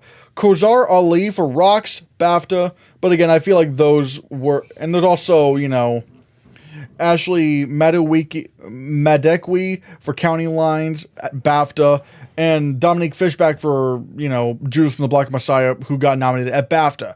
I think these were all jury saves. I don't think they would have ever come close to being nominated for the Oscar. You also had Ellen Burstyn for Pieces of a Woman, who got nominated at Critics' Choice, which, again, I'm shocked that she didn't catch more traction. I thought she so deserved that nomination. And the one I was scared would happen. Once again, I was like, no, God, no, please don't let this happen. Helena Zengel for News of the World, who got nominated at the Golden Globes and SAG. I was like, don't do this. Don't. This is not a performance that needs an Oscar nomination. For the love of God, don't do that. And they didn't. I was like, thank God. But yeah, it was kind of staggering how powerful Maria Bakalova was. Because even though, I guess you could maybe say she got nominated everywhere as well. I think when you look at the nominees for Best Supporting Actress, Yoon Yo-jung and Maria Bakalova were the only ones that got nominated everywhere. And I'm counting Golden Globes towards Maria Bakalova, even though she was in lead, but I think it still counts because it's just a different acting placement. But yeah, it was crazy. But yeah, even though I would have gone for Maria Bakalova, Yoon Yo-jung was very good in Minari. So yeah. And then you have cinematography, which I'm not gonna lie, was a very, very, very weak year. This is a very weak year for cinematography, in my opinion. Because, oh, wait a minute. Hold on. Yeah, there we go. The nominees were Judas and the Black Messiah, Mank, News of the World, Nomadland, and The Trial of Chicago 7. Out of these nominees, I would have only nominated Mank. Which, it's just nuts. Like really? I know a lot of people seem to love Judas, Judas's, cinematography and Nomadland's cinematography. I don't get it. They're not. It's just like it's not bad cinematography, but it's not like, oh yes, I must give this an Oscar. It's like, no, it's just the cinematography I thought just kind of got the job done. Nothing really special. News of the World, once again, I don't know why that got nominated because it just looks very generic. And then Trial of Chicago 7 got nominated also, and it's just like, why? I love Trial of Chicago 7. Why is that in for cinematography? There is nothing about the cinematography in that film that stands out to me as anything incredible. Just nothing. And where did they get nominated? Well, Judas and the Black Messiah only got nominated at BAFTA. Mank got nominated at BAFTA, Critics' Choice, and won ASC. That's crazy. It won ASC, despite the fact that Nomadland beat, the crazy thing is that Mank beat Nomadland at the ASC, which is the American Society of Cinematographers, but despite beating Nomadland at ASC, Nomadland beat Mank at BAFTA and Critics' Choice.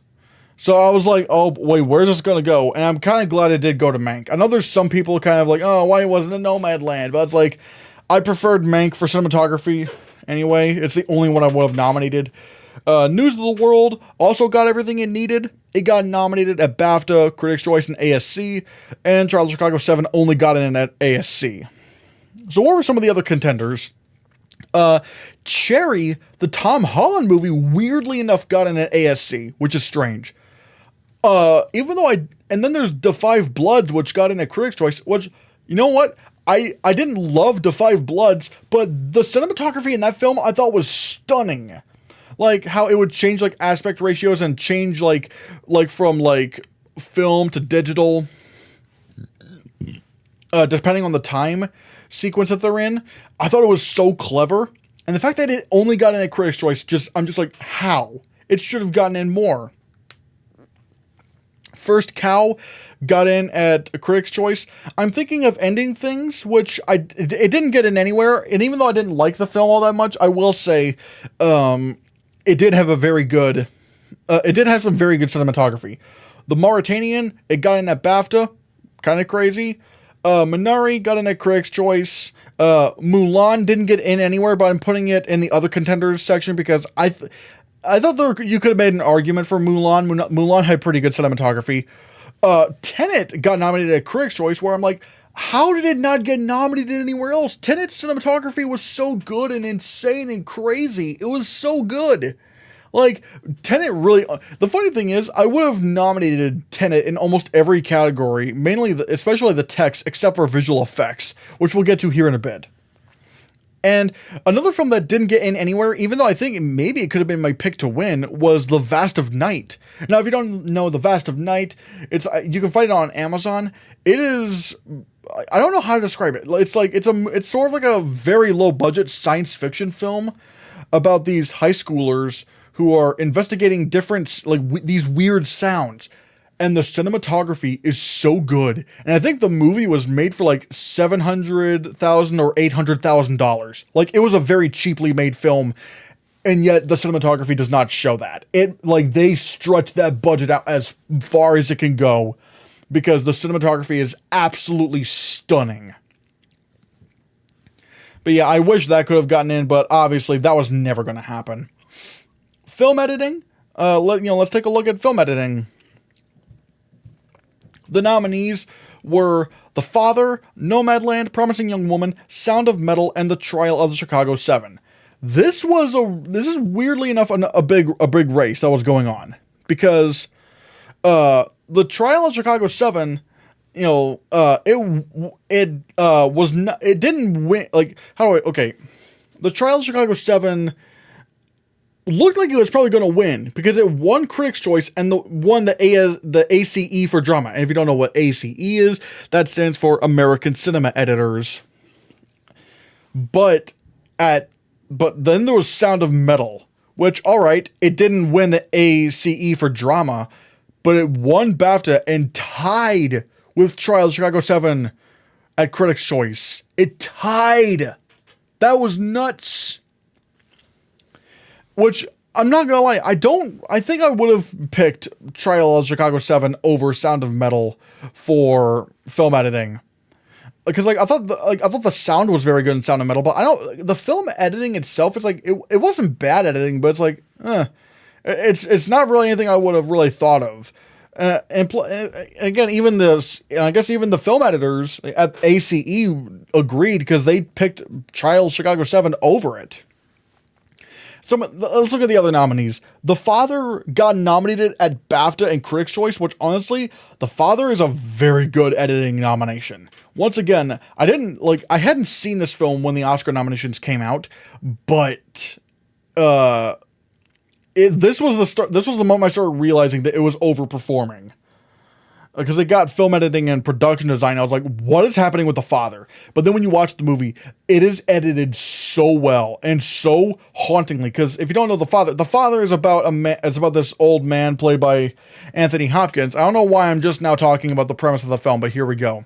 It's about this old man played by Anthony Hopkins going through Alzheimer's, and the editing does a scary job at putting you in his shoes, like making you as the viewer feel like, what is Alzheimer's like? It is scary. It is terrifying. This was an absolutely deserved film editing nomination. Maybe I could have voted for it to win. Nomadland, it got in, but The Father didn't even get nominated at ACE, which probably shows that I think, like I said, it was a late bloomer. It was one of those films that people didn't really see until very, very late in the game. Then you have Nomadland, got in at BAFTA, Critics' Choice, ACE Drama, for nominations. Promising Young Woman was nominated once again for the BAFTA, but also ACE Comedy Musical, but it didn't win that, which is interesting. So what did win the ACE for Comedy Musical? It actually went to Palm Springs, of all things. Which I'm like, wait, why did you nominate? Sometimes I don't get it. It's like, why did they nominate Promising Young Woman for film editing at the Oscars, and yet at the ACE, which is pretty much the same voting base, because the people who vote for, the people who nominate best film editing at the Oscars are film editors, and a lot of them are in the ACE. So if they didn't even think Promising Young Woman was the best edited comedy / musical of the year, why would they nominate it for the Oscar? I don't get that. Because, again, Palm Springs won the ACE for comedy musical. I don't get it. Other contenders could have been Borat subsequent movie film for ACE, because it got in at ACE comedy musical. It didn't get in anywhere, but I put The Five Bloods in there for film editing, because I think you could maybe make an argument for that. I Care a Lot got in at ACE comedy musical. I don't think that would have gotten in. Mank was in at Critics' Choice and ACE drama, which I was kind of surprised that didn't happen. I was like, really? They didn't nominate Mank at the Oscars? That's crazy. Because it had some very cool and creative, like, editing that was very reminiscent of, like, the Citizen Kane era of film. Minari got in at ACE drama. Maybe. Maybe that could have gotten in. On the Rocks got in at ACE comedy musical. I don't think that would have happened.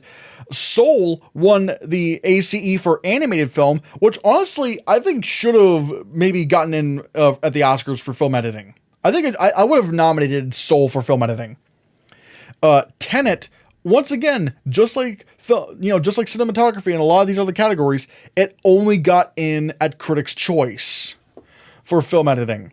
And I think the reason why, you don't see Tenet appearing in a lot of these guilds or, awards bodies like BAFTA or the Oscars was because Tenet was like the first like major film to start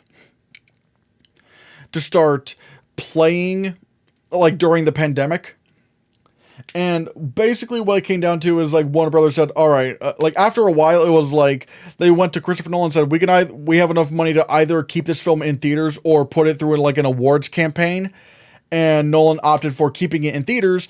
So Tenet just got absolutely shafted everywhere it possibly could have.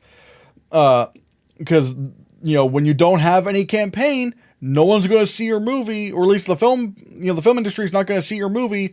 And ultimately it didn't get nominated, even in categories where it totally deserved it, like film editing and cinematography. It was nuts. And then The Vast of Night I put in as a possible other contender, and really nothing more than just, I think it should have been nominated.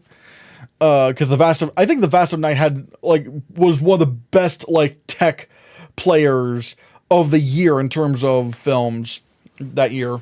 I thought, like, The Vast of Night was just so good in a lot of aspects. Then we have production design. There's a lot of them here. Hold on.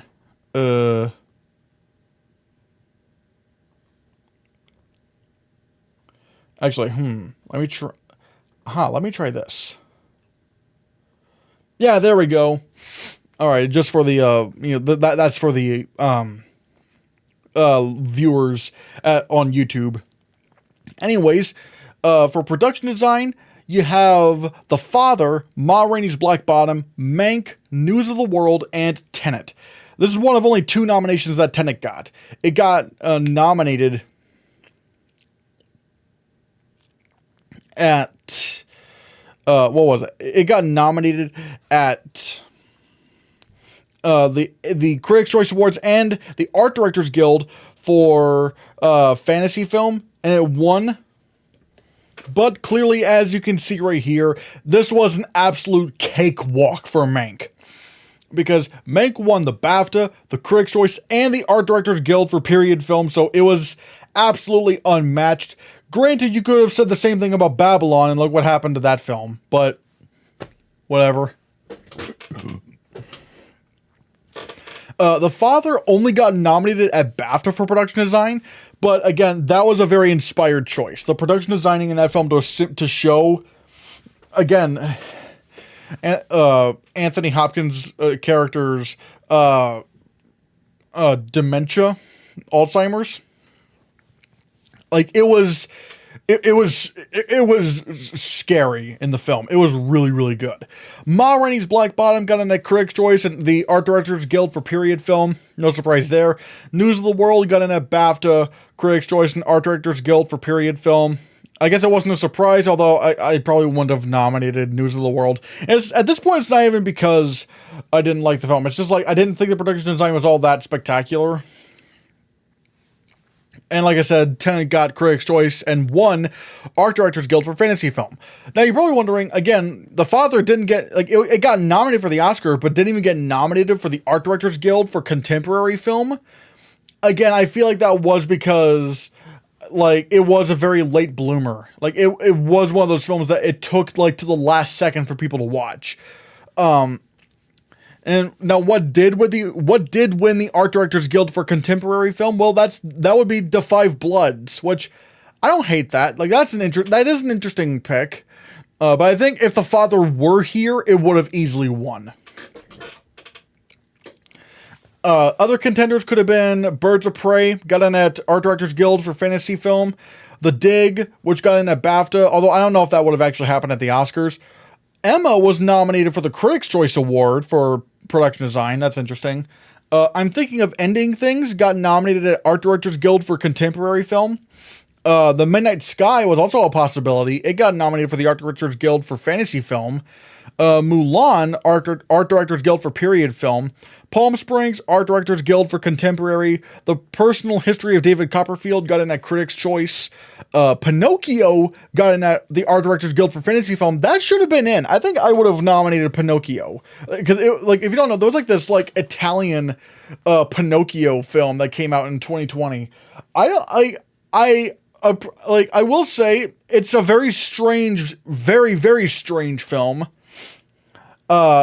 But I think I like the craft in it more than I like the film itself. I thought the film was okay, but the crafting in it, from like the visuals, like the visual effects, the score, the makeup, the costumes, the production design, it was like, in terms of like text, like it was one of the best like looking films of that year.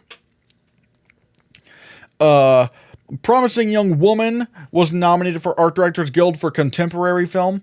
The Prom was nominated for the Art Directors Guild for Contemporary Film. Rebecca was nominated at BAFTA. I don't even know what that is. The Trial of Chicago 7 was nominated at Art Directors Guild for Period.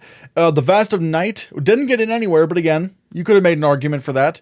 And Wonder Woman 1984 got in for Art Directors Guild for Fantasy Film.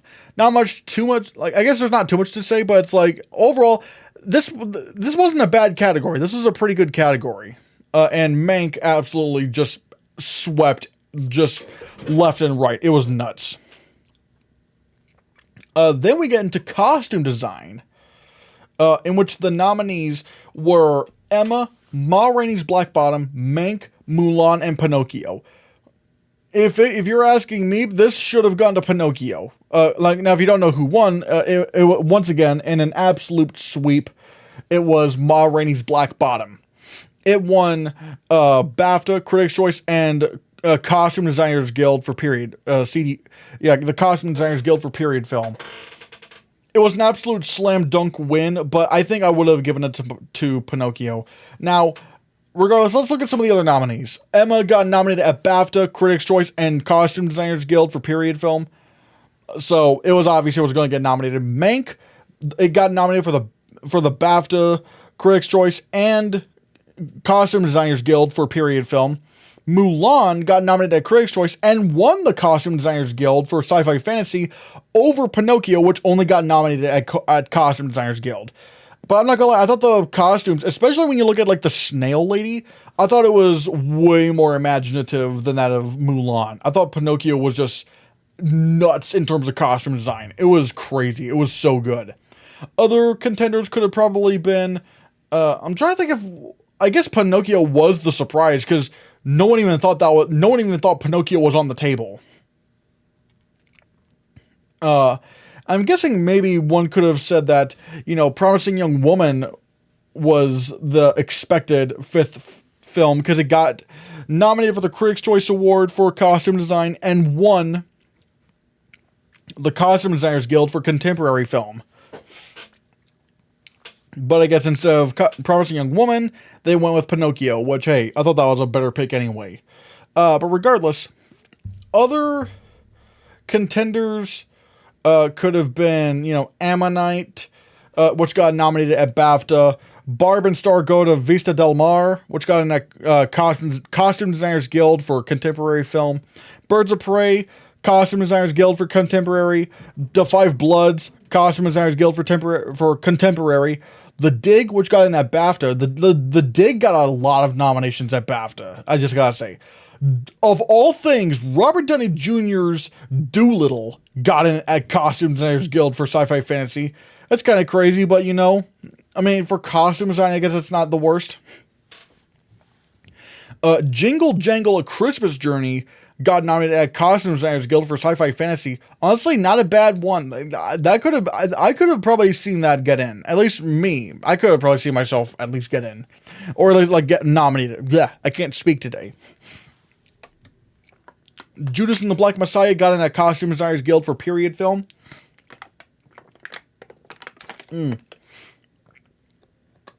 One Night Miami, Costume Designers Guild for period film. Then you have The Personal History of David Copperfield, which got in at Critics' Choice. I already talked about Promising Young Woman. The Prom got in at Costume Designers Guild for contemporary film, and Wonder Woman 1984 got in at Costume Designers Guild for sci-fi fantasy. Which, for costume design, I'm not really going to complain about Wonder Woman 84. It's not a very good movie, but in terms of costumes, it was actually pretty good. But like I said, this was easily going to be Ma Rainey's Black Bottom to win. Like that movie was easily going to win costume design. Then you have makeup and hairstyling, which you have Emma, Hillbilly Elegy, Ma Rainey's Black Bottom, and Mank and Pinocchio, which, God, once again, this is another nomination that should have gone to Pinocchio. This is a win that should have gone to Pinocchio, but instead it went to Ma Rainey's Black Bottom. Although it was winning practically everywhere, it won the, like let's take a look at where all these places won. Emma got nominated at Critics' Choice, but that's about it. Which, not even at the Makeup and Hairstylist Guild. Like, that's crazy. Hillbilly Elegy, once again, I think got nominated everywhere it could have. It got nominated at BAFTA, Critics' Choice, and at the Makeup and Hairstylists Guild Awards. It got nominated for period character makeup, period character hairstyling, and special effects makeup, which, again, I didn't like Hillbilly Elegy, but the makeup in that film was spectacular, especially for Glenn Close. Ma Rainey's Black Bottom, again, it swept everywhere. It won the BAFTA, it won the Critics' Choice, and at the Makeup and Hairstylists Guild, it did win period character makeup and period character hairstyling, but it didn't get nominated for special effects makeup. Keep that in mind. Mank, once again, got a pretty good package. It got in at BAFTA, Critics' Choice, and at the Makeup and Hairstylists Guild, it got nominated for period character makeup and period character hairstyling, which, if I'm not mistaken, those are the exact same nominations that Ma Rainey's Black Bottom got nominated for. And Pinocchio got nominated for the BAFTA, but it won the Makeup and Hairstylists Guild Award for special effects makeup, which, I feel like it should have gone to Pinocchio. So, yeah. Because, again, you just look at the makeup in that film. If you're on your phone or computer right now, look up Pinocchio 2020 makeup. It is so good and so creative. It's just insane. Other films in the shortlist for makeup and hairstyling include Birds of Prey, which won the Makeup and Hairstylists Guild Awards for contemporary makeup and contemporary hairstyling. But then you have The Glorias, which didn't get in anywhere. The Little Things, which didn't get in anywhere. One Night Miami, which didn't get in anywhere. And then you have Jingle Jangle: A Christmas Journey, which got in for which got in at the Makeup and Hairstylists Guild for period character hairstyling. And the United States vs. Billie Holiday got in at Critics' Choice and the Makeup and Hairstylists Guild for special effects makeup, which, that's kind of strange. Special effects makeup. That's odd. Maybe I'm not remembering the movie correctly. But as you see, but as you see, at least here, amongst the shortlist, a lot of these films did not get any Makeup and Hairstylists Guild nominations. Emma didn't get in. the Glorias didn't get in, the Little Things didn't get in, and One Night in Miami didn't get in. So that left a lot of room for other films to get nominated at the Makeup and Hairstylist Guild. Like, let's just take a look at some of the other contenders that were not eligible because they were not shortlisted. Bill and Ted Face the Music actually did very well at the Makeup and Hairstylist Guild. It didn't win anything, but it did get nominated for contemporary makeup, contemporary hairstyling, and period character makeup, and special effects makeup. And if I'm not mistaken, that means that Bill and Ted Face the Music had the most nominations that year at the Makeup and Hairstylist Guild Awards. It got them. Imagine that. Bill and Ted Face the Music got the most nominations at the Makeup and Hairstylist Guild and yet didn't even get shortlisted at the Oscars. That's nuts. Why did that happen? Borat subsequent movie film got nominated for the Makeup and Hairstylist Guild Awards for contemporary makeup and contemporary hairstyling, but not even special effects makeup, which is weird. Mulan got a pretty good package at the Makeup and Hairstylist Guild. It got in for period character makeup, period character hairstyling, and special effects makeup. Promising Young Woman got in at the Critics' Choice Awards, but it didn't get nominated. But it got in at the Critics' Choice. Excuse me. And at the Makeup and Hairstylist Guild, it was nominated for contemporary makeup and contemporary hairstyling, which again, which is actually kind of crazy knowing that Birds of Prey got that over Promising Young Woman. Although really, I can actually now see that maybe, yeah. I don't even know why I brought that up. And then Wonder Woman 1984 was nominated for the Makeup and Hairstylist Guild Award for special effects makeup.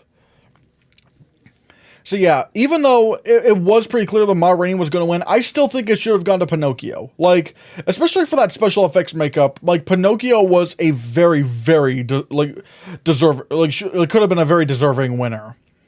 So yeah. Although I do wish, like, Borat and Bill and Ted got in the shortlist, which is, again, it's just weird. How does a movie like Bill and Ted Face the Music get 1, 2, 3, 4 nominations at the Makeup and Hairstylist Guild, again, the most out of any film that year, and yet not get nominated for the Oscar? Not just not get nominated for the Oscar, but like not even get shortlisted. That's just crazy. Oh man, I forgot. Oopsies. I forgot to have the thing there. So, sorry, if you're watching this on the video podcast, sorry that I didn't have the visuals up there. Now I do. Now for visual effects, which I'm not gonna lie, this was an absolute disaster in every way, shape, or form. Because this was, like, visual effects is the category where this is absolutely the category where the big blockbusters should be contending for, because they're usually the ones breaking the most new ground. But like, so many contenders were gone. Dune was gone. Top Gun Maverick was gone. No Time to Die was gone. What else? Free Guy was gone.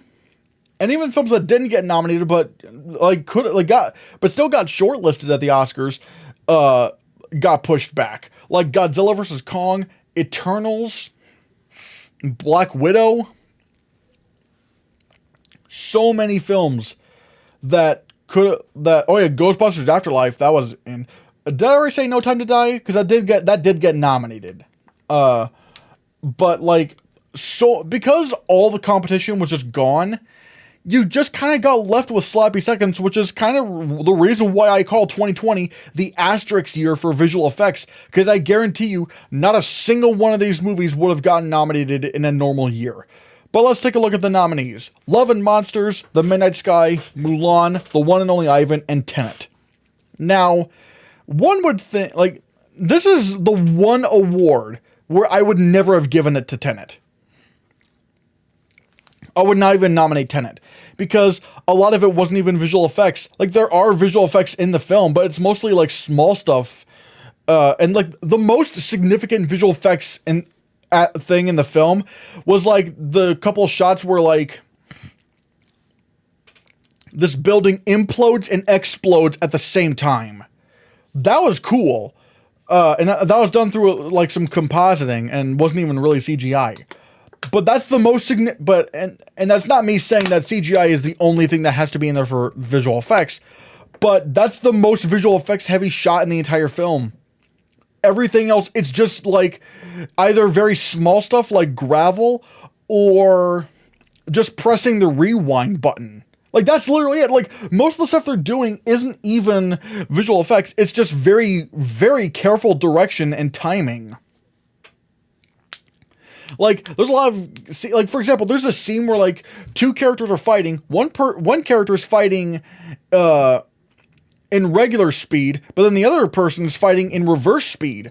That was not visual effects. That was just very careful stunt coordination. Like, there were so few visual effects in Tenet. Like, it should not have even been nominated. But no one wants to complain because it was the best movie in the category. And it was pretty obvious that Tenet was going to win this. It won the BAFTA and it won Critics' Choice, but it didn't win the Visual Effects Society Award. The Visual Effects Society Award actually went to The Midnight Sky, which, if I'm going to be honest, it should have won.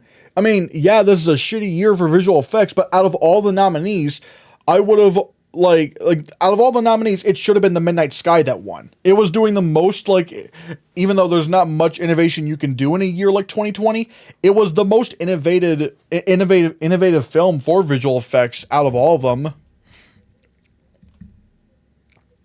So yeah, that was, but obviously Tenet was going to win this. Love and Monsters, in the year of 2020, I would have nominated Love and Monsters. Like, the effects in that were really good for 2020 standards. And the one and only Ivan, which, funny enough, Disney, I think, wrote that off for tax purposes, so you can't really watch the film unless you pirate it. Which is very weird for a movie that got nominated for an Oscar. But it got nominated for the BAFTA for visual effects and the Oscar, which, hey, you know, I'm not gonna complain. Admittedly, hold on a second. Yeah, hold on a second right here. And in fact, I'm kind of looking at this. Even the Visual Effects Society was kind of weird because some of their other nominees, again, aside from, like, out of the Oscar nominees for Best Visual Effects, the Visual Effects Society only aligned 2 out of 5. And that's because most of the other, like, all the others weren't even shortlisted for visual effects. Like, for example, what was it? Like, Jingle Jangle A Christmas Journey was nominated for the VES award for, like, the top prize at Visual Effects Society, which is strange. Project Power was nominated at Visual Effects Society, and The Witches, Roald Dahl's The Witches, that the one that was on HBO Max. Yeah, those two also got nominated at Visual Effects Society, and yet I have them in red here because they weren't shortlisted at the Oscars, which is, again, it just shows that even the visual effects people didn't know what to do with this category because all the competition was gone. So what did make the rest of the shortlists? Well, you had Birds of Prey and the Fantabulous Emancipation of One Harley Quinn, which I don't get. I don't get why that got in. Bloodshot, again, very strange to put in there. Mank, I mean, I guess maybe you could have tried to predict it, because it got Critics' Choice and it won the Visual Effects Society Award for supporting visual effects. Even though, if I'm not gonna lie, I thought Mank's visual effects were kind of distracting, considering it's supposed to be like in the Citizen Kane era of film. Never mind. Soul was shortlisted, and it won the Visual Effects Society Award for animated film. But again, I think the only reason why it got in there is because there was no competition. And then Welcome to Chechnya was shortlisted, and it was in there for VES supporting, but it lost to Mank. I'm not gonna lie, I think that should have gotten nominated. Now, if you don't know what Welcome to Chechnya is, Welcome to Chechnya was like this documentary where they basically used deepfakes to conceal the identities of like how I describe it. I think it was like in Russia. I think it was Russia. It follows these gay these gay people in Russia that were trying to get out of Russia because obviously Russia is not very kind towards you know, the LGBTQ plus community. I don't even know if it is Russia. Actually, let me check. Yep, it is in Russia. And basically what, you know, they wanted to film this documentary with these gay people who were fleeing the country to avoid, you know, persecution, but they didn't want to reveal their identities. So what they did was that they came up with deep fakes, like very high resolution deep fakes to conceal their identities, which, because like they tried a bunch of other options, you know, like blurring their faces, but then it removes the human aspect of like the emotions. But then they tried a bunch of other things, and ultimately, like a lot of the other options just kind of like, oh wait, no, you know, they do, like the how to describe it, like technology, like there was basically technology. The technology, there was technology that could detect their identities anyway, using, if they use some of the other methods. But the one that worked was the deepfake method that completely did seal their identities. And especially given how, you know, some of these conditions are like, these are like in poor lighting conditions, and they still had to do these deepfakes, which that's really hard to do. If like doing deepfakes is really hard if your lighting is bad and if your camera quality is bad, if so much of it is just bad. But they managed to pull it off, and welcome to Chechnya. And honestly, I think that should have been nominated, but ultimately that didn't happen. What are some other contenders? Greyhound got nominated at BAFTA and Critics' Choice, which for 2020, again, if you're going to have a bad year for visual effects, Greyhound would not have been a bad one to go. I know a lot of people were sad that The Invisible Man didn't get nominated or shortlisted at the Oscars, even though it got nominated at Critics' Choice. I'm going to be real with you. The Invisible Man did not deserve Best Visual Effects. It did not deserve it. Yes, the budget was low, but when you look at the effects in the film, they look like they look like the effects of a film that would have that kind of a budget. Like, low budget does not equal amazing visual effects. You have to be groundbreaking in some sort of sense, which again is really hard to do in 2020 because all the competition is just gone. But like, The Invisible Man was a great movie that happened to have visual effects. That doesn't mean it had great visual effects. So, sorry. So, but yeah. Pinocchio, you could make an argument for that. Like, it didn't get nominated anywhere, but you could have maybe made an argument for Pinocchio. Wonder Woman 1984 got nominated for the Critics' Choice Award, which this just shows how much the visual effects branch does not like the DC universe. Because even in a year as bad as 2020 was for visual effects, where all the competition is gone, and yet they still don't go with Wonder Woman 84, and they put in Birds of Prey, which I'm convinced at this point was just a joke and a middle finger. Because it's like, really? Like, one of the few visual effects films of the year, Wonder Woman 84, and you don't even shortlist that? I'm not even asking for a nomination, not even shortlisting that? It's just this weird relationship that the visual effects branch of the Academy has with DC, or at least like the DC universe, because obviously, yes, you will get, you know, Elseworld films like the Batman getting nominated, but that's not part of the DC universe. Like, Man of Steel didn't get shortlisted, the Suicide Squad didn't get shortlisted, and I'm talking about the James Gunn one, and Wonder Woman 84 doesn't get shortlisted. Even in a bad year like 2020, Wonder Woman 84 does not get shortlisted. I don't know how. Like, that's just ridiculous. But then, the biggest snub, the one where I'm like, in a year for visual effects like 2020, how do you not nominate, let alone shortlist, Underwater? Like, if you remember, it was like this Kristen Stewart film, where it's sort of like with sea monsters and stuff. It's a very strange film, but the visual effects in that for 2020, like, again, in a year like 2020, the visual effects were actually incredible. Like, look up NPC's, visual effects breakdown for Underwater. It should have gotten in. It should have been nominated, and yet no one, even acknowledged its existence. It didn't get shortlisted at the Oscar. It did not get shortlisted at the Oscars, nor did it get longlisted at the BAFTAs. I'm like, how? I am convinced people just forgot this movie existed, because Underwater absolutely should have been nominated for visual effects in a year like 2020, but no. What do we get? We get Mulan. Why? I don't know. Why did Mulan get nominated for visual effects? They weren't that good. I don't understand this. And Tenet barely had any visual effects at all. It's just so stupid. This was the worst year for visual effects I've seen yet, because all the competition was gone. No one knew what to do, and so we just get lackluster nominees. Again, like 3 of them for 2020 were decent. Midnight Sky, One and Only Ivan, and Love of Monsters. But like everything else, it's just gone. It's just like poof, nothing. I hated this year for visual effects. So then that's why I always say, yeah, Tenet technically won visual effects, but it was 2020. Every visual effects film was pushed back. There was no real competition. It was not a legitimate contest.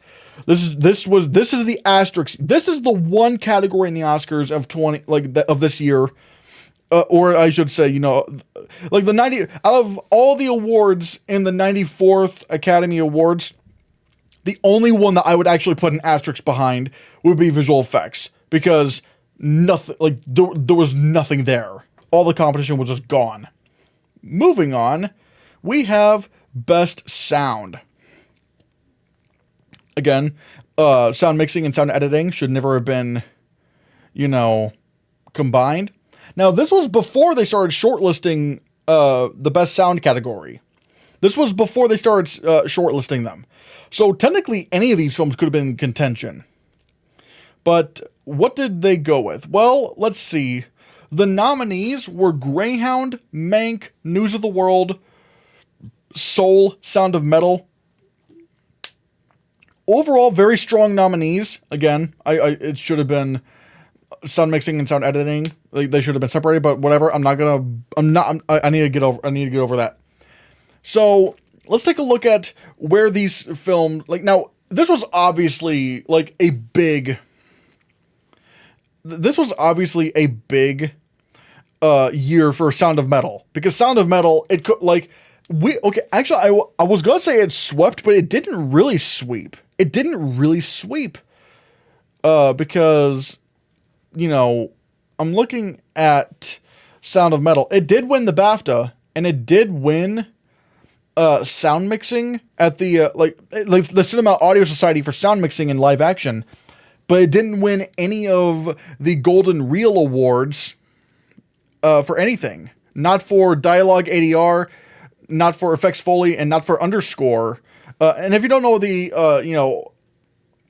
what the Golden Reel Awards are, that's the Golden Reel Awards are for sound editing, and the Cinema Audio Society is for sound mixing. All right, so I want to keep that in mind.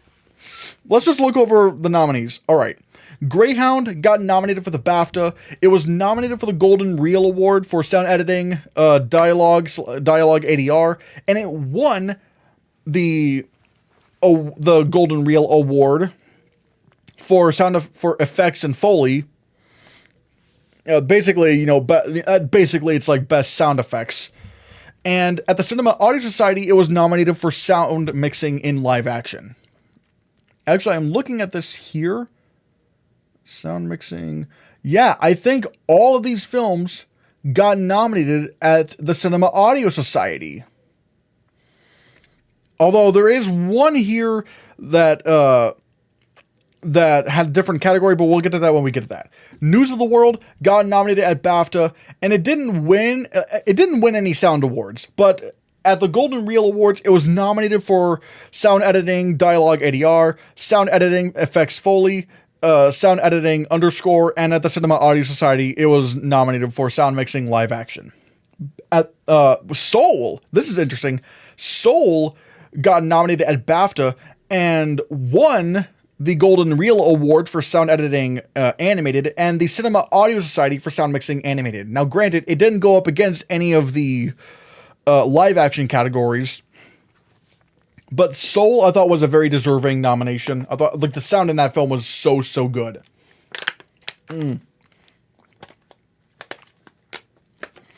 Sound of Metal. It won at BAFTA for Best Sound, but at the Golden Reel Awards, it didn't win anything.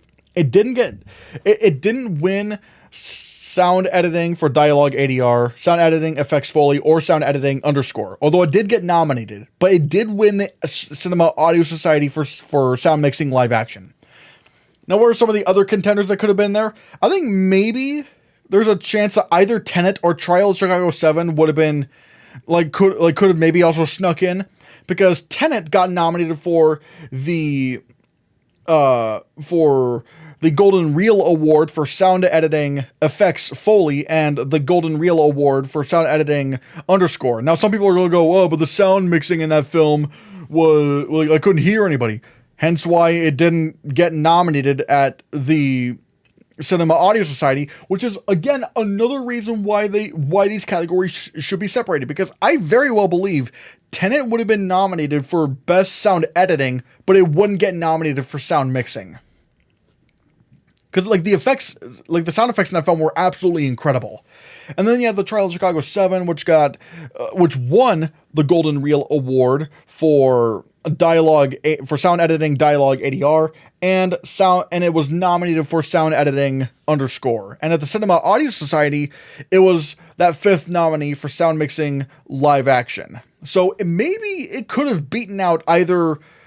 Which one do I think it could have beaten out? Maybe it could have beaten out News of the World, but then again, I don't know. News of the World got everything it needed, so I honestly don't know. Other possible contenders could have been the 40-year-old version, Golden Reel Award for sound editing musical, Cherry, sound editing, the Golden Reel Award for sound editing effects Foley, Emperor, it got the Golden Reel Award nomination for sound editing dialogue ADR, Eurovision Song Contest, The Story of Fire Saga, it was nominated for the Golden Reel Award for sound editing musical. I think for the rest of these, I can just say they are for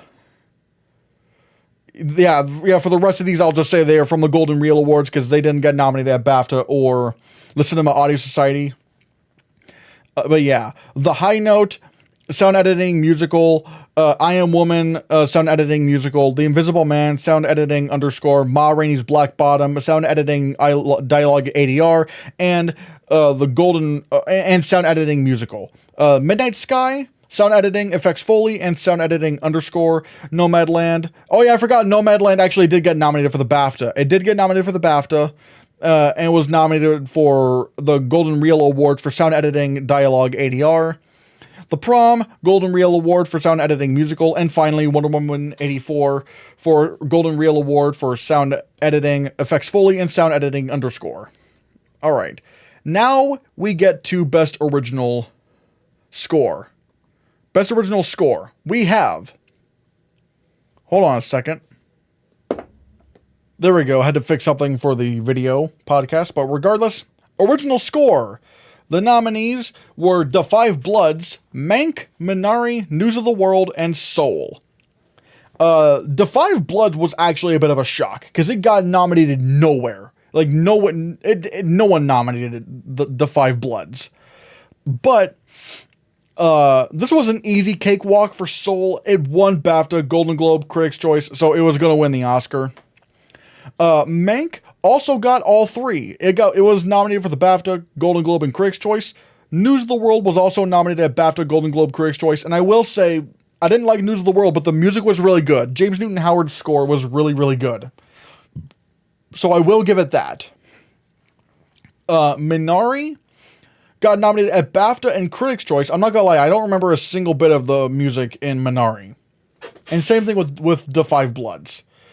And then you also have The Midnight Sky, which was nominated at Golden Globe and Critics' Choice. which very good score as well.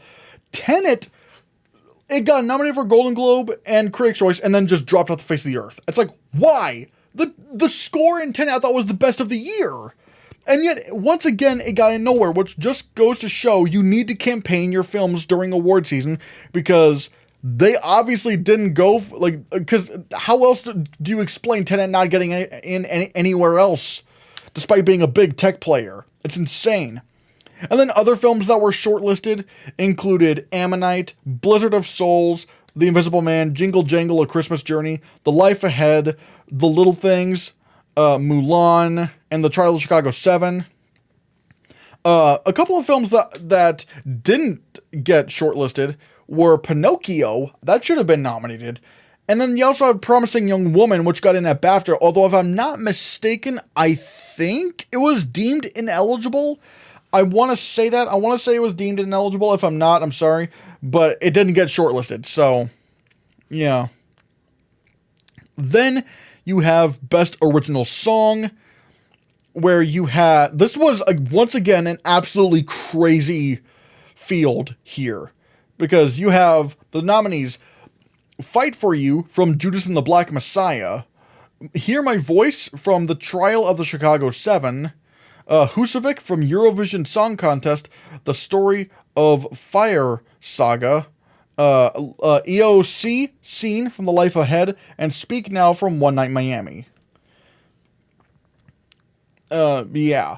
I'm not gonna lie, once again, all of these were just kind of just, I don't remember, let me tell you who won. Fight For You from Judas and the Black Messiah won, which is an absolute shock. No one saw that coming. It was nominated at Golden Globe and Critics' Choice, but didn't win there. Husavik from Eurovision Song Contest, nominated at Critics' Choice, didn't win. Hear My Voice from The Trial of Chicago 7, nominated, but it didn't win. EOC Scene from The Life Ahead won the Golden Globe for Best Original Song. And then Speak Now from One Night Miami, which was nominated for the Golden Globe, also won the Critics' Choice Award. So it was like, it seemed like it was going to be Speak Now from One Night Miami, but then nope. Out of nowhere, Fight For You from Judas and the Black Messiah. But again, I don't remember any of these songs, like, really. The only one I kind of remember is Hear My Voice, but it's not really, I don't even remember it because it was anything that great. I was like, it's just kind of a very obvious, blatant, message song, which, I mean, like, I don't mind a message, but it's just like, it's not very catchy, it's not very subtle at all, it's just, And then some, what was it? You also had other possible contenders, like, other possible contenders included Everybody Cries from The Outpost and Tigress and Tweed from The United States versus Billie Holiday, which both got nominated at Critics' Choice, but they didn't get nominated for the Oscar. Actually, if I'm not mistaken, hold on a second. I guess it was kind of surprising that Tigress and Tweed from The United States versus Billie Holiday didn't get shortlisted, especially since it got nominated for the Golden Globe and the Critics' Choice Award. So I guess that was kind of crazy. Other contenders but again, it didn't get shortlisted. Neither did Everybody Cries from The Outpost. But then other contenders could have been that were shortlisted included Free from The One and Only Ivan, Green from Sound of Metal, Loyal, Brave, True from Mulan, Make It Work from Jingle Jangle, A Christmas Journey, Never Break from Giving Voice, Rain Song from Minari, See What You've Done from Belly of the Beast, Show Me Your Soul from Mr. Soul, Turntables from All In, The Fight for Democracy, and Wuhan Flu from Borat's subsequent movie film, which is kind of crazy. It would have been kind of funny to see Wuhan Flu getting nominated because of, again, how it satirizes that culture. Like the fucking, what was it? Conspiracy theorist culture. But then at the same time, apparently, if it had gotten nominated, because if you don't know, the conspiracy theorists themselves were the ones initially writing the song, and then, to pull off this prank that I mentioned earlier about that rally, Sacha Baron Cohen sort of stepped in and helped write it and also do the music and stuff. But again, they didn't know that he was going to use it as a prank. But apparently, if it had gotten nominated, those conspiracy theorist dudes would have also been nominated for the Oscar. So maybe that's one of the reasons why it didn't get nominated. Plus, there was also some pretty bad timing with the, the Stop Asian Hate thing that was going on, which, obviously it would have been very bad optics to do that because of the numerous hate crimes that Asian Americans were facing, especially in early 2021. Being blamed for COVID and stuff, which was really which is really dumb. Like, why would you why? What do they have to do with this whole thing?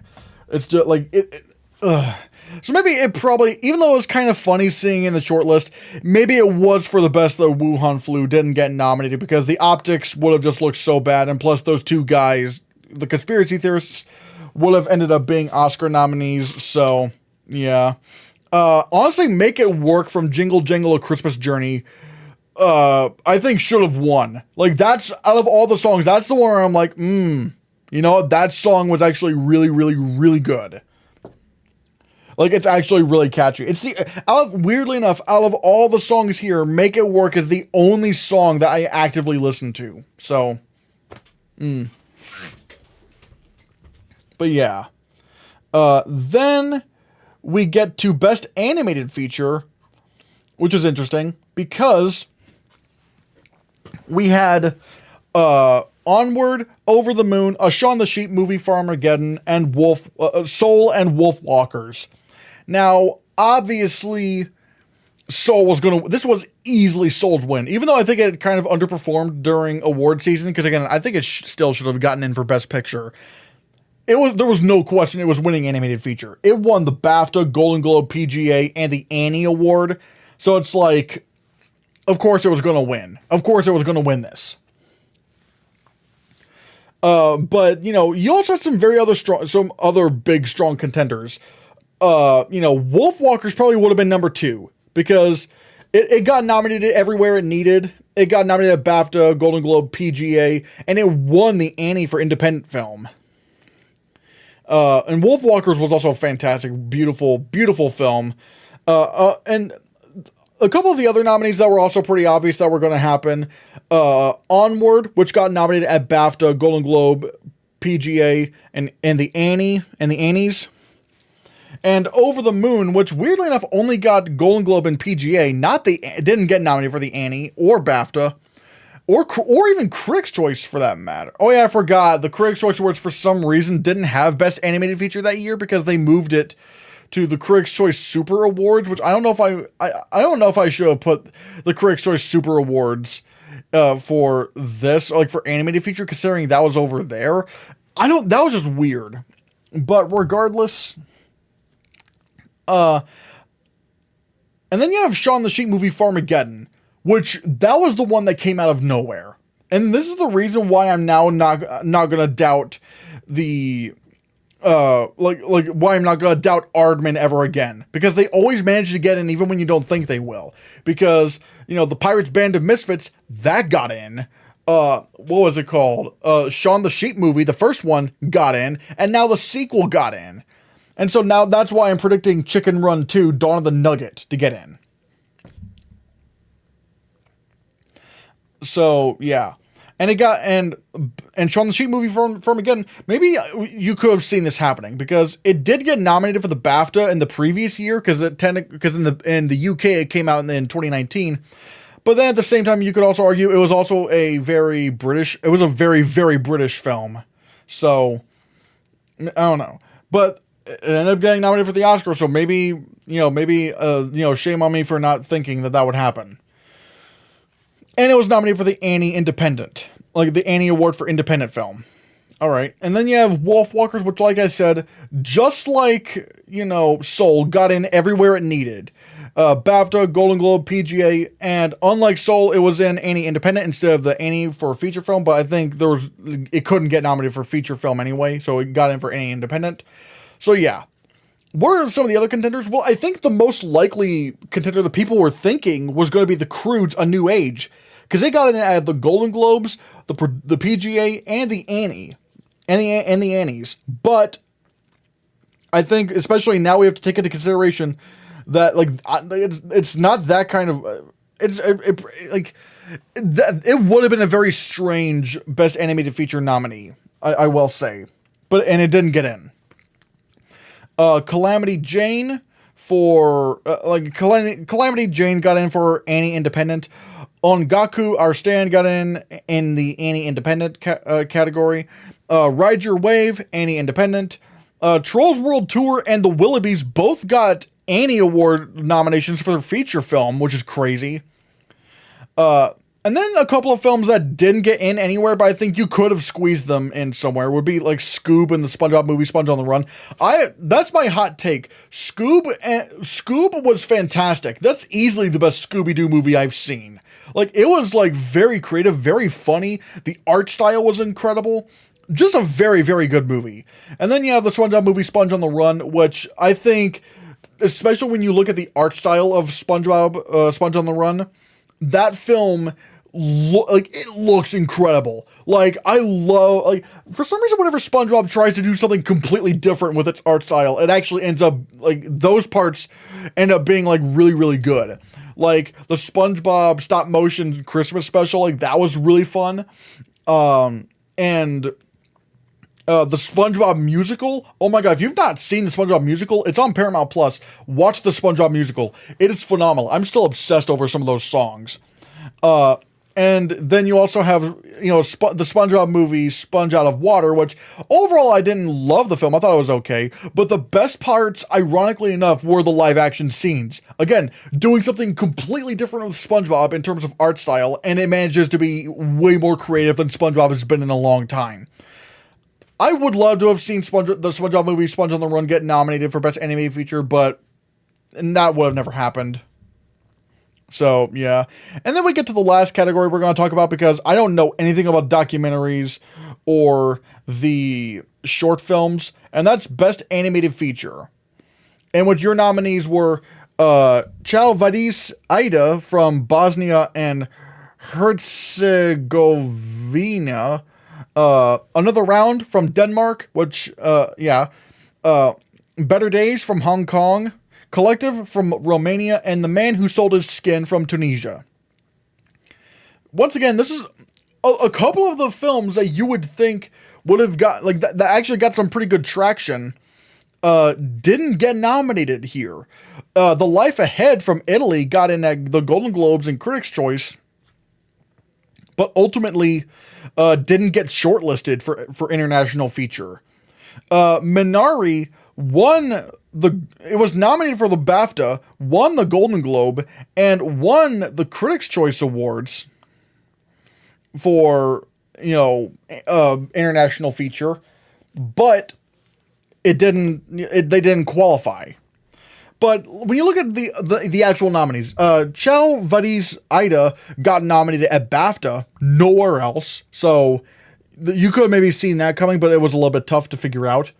Another Round only won at BAFTA, but it lost to Minari at the Golden Globes and Critics' Choice. So you could probably put the pieces together as to, Denmark's, Another Round's going to win this. Because it actually is an international film, unlike Minari, which is a film from the United States, which just so happens to have a lot of Korean dialogue in it. Better Days from Hong Kong, again, nowhere. It didn't get in anywhere.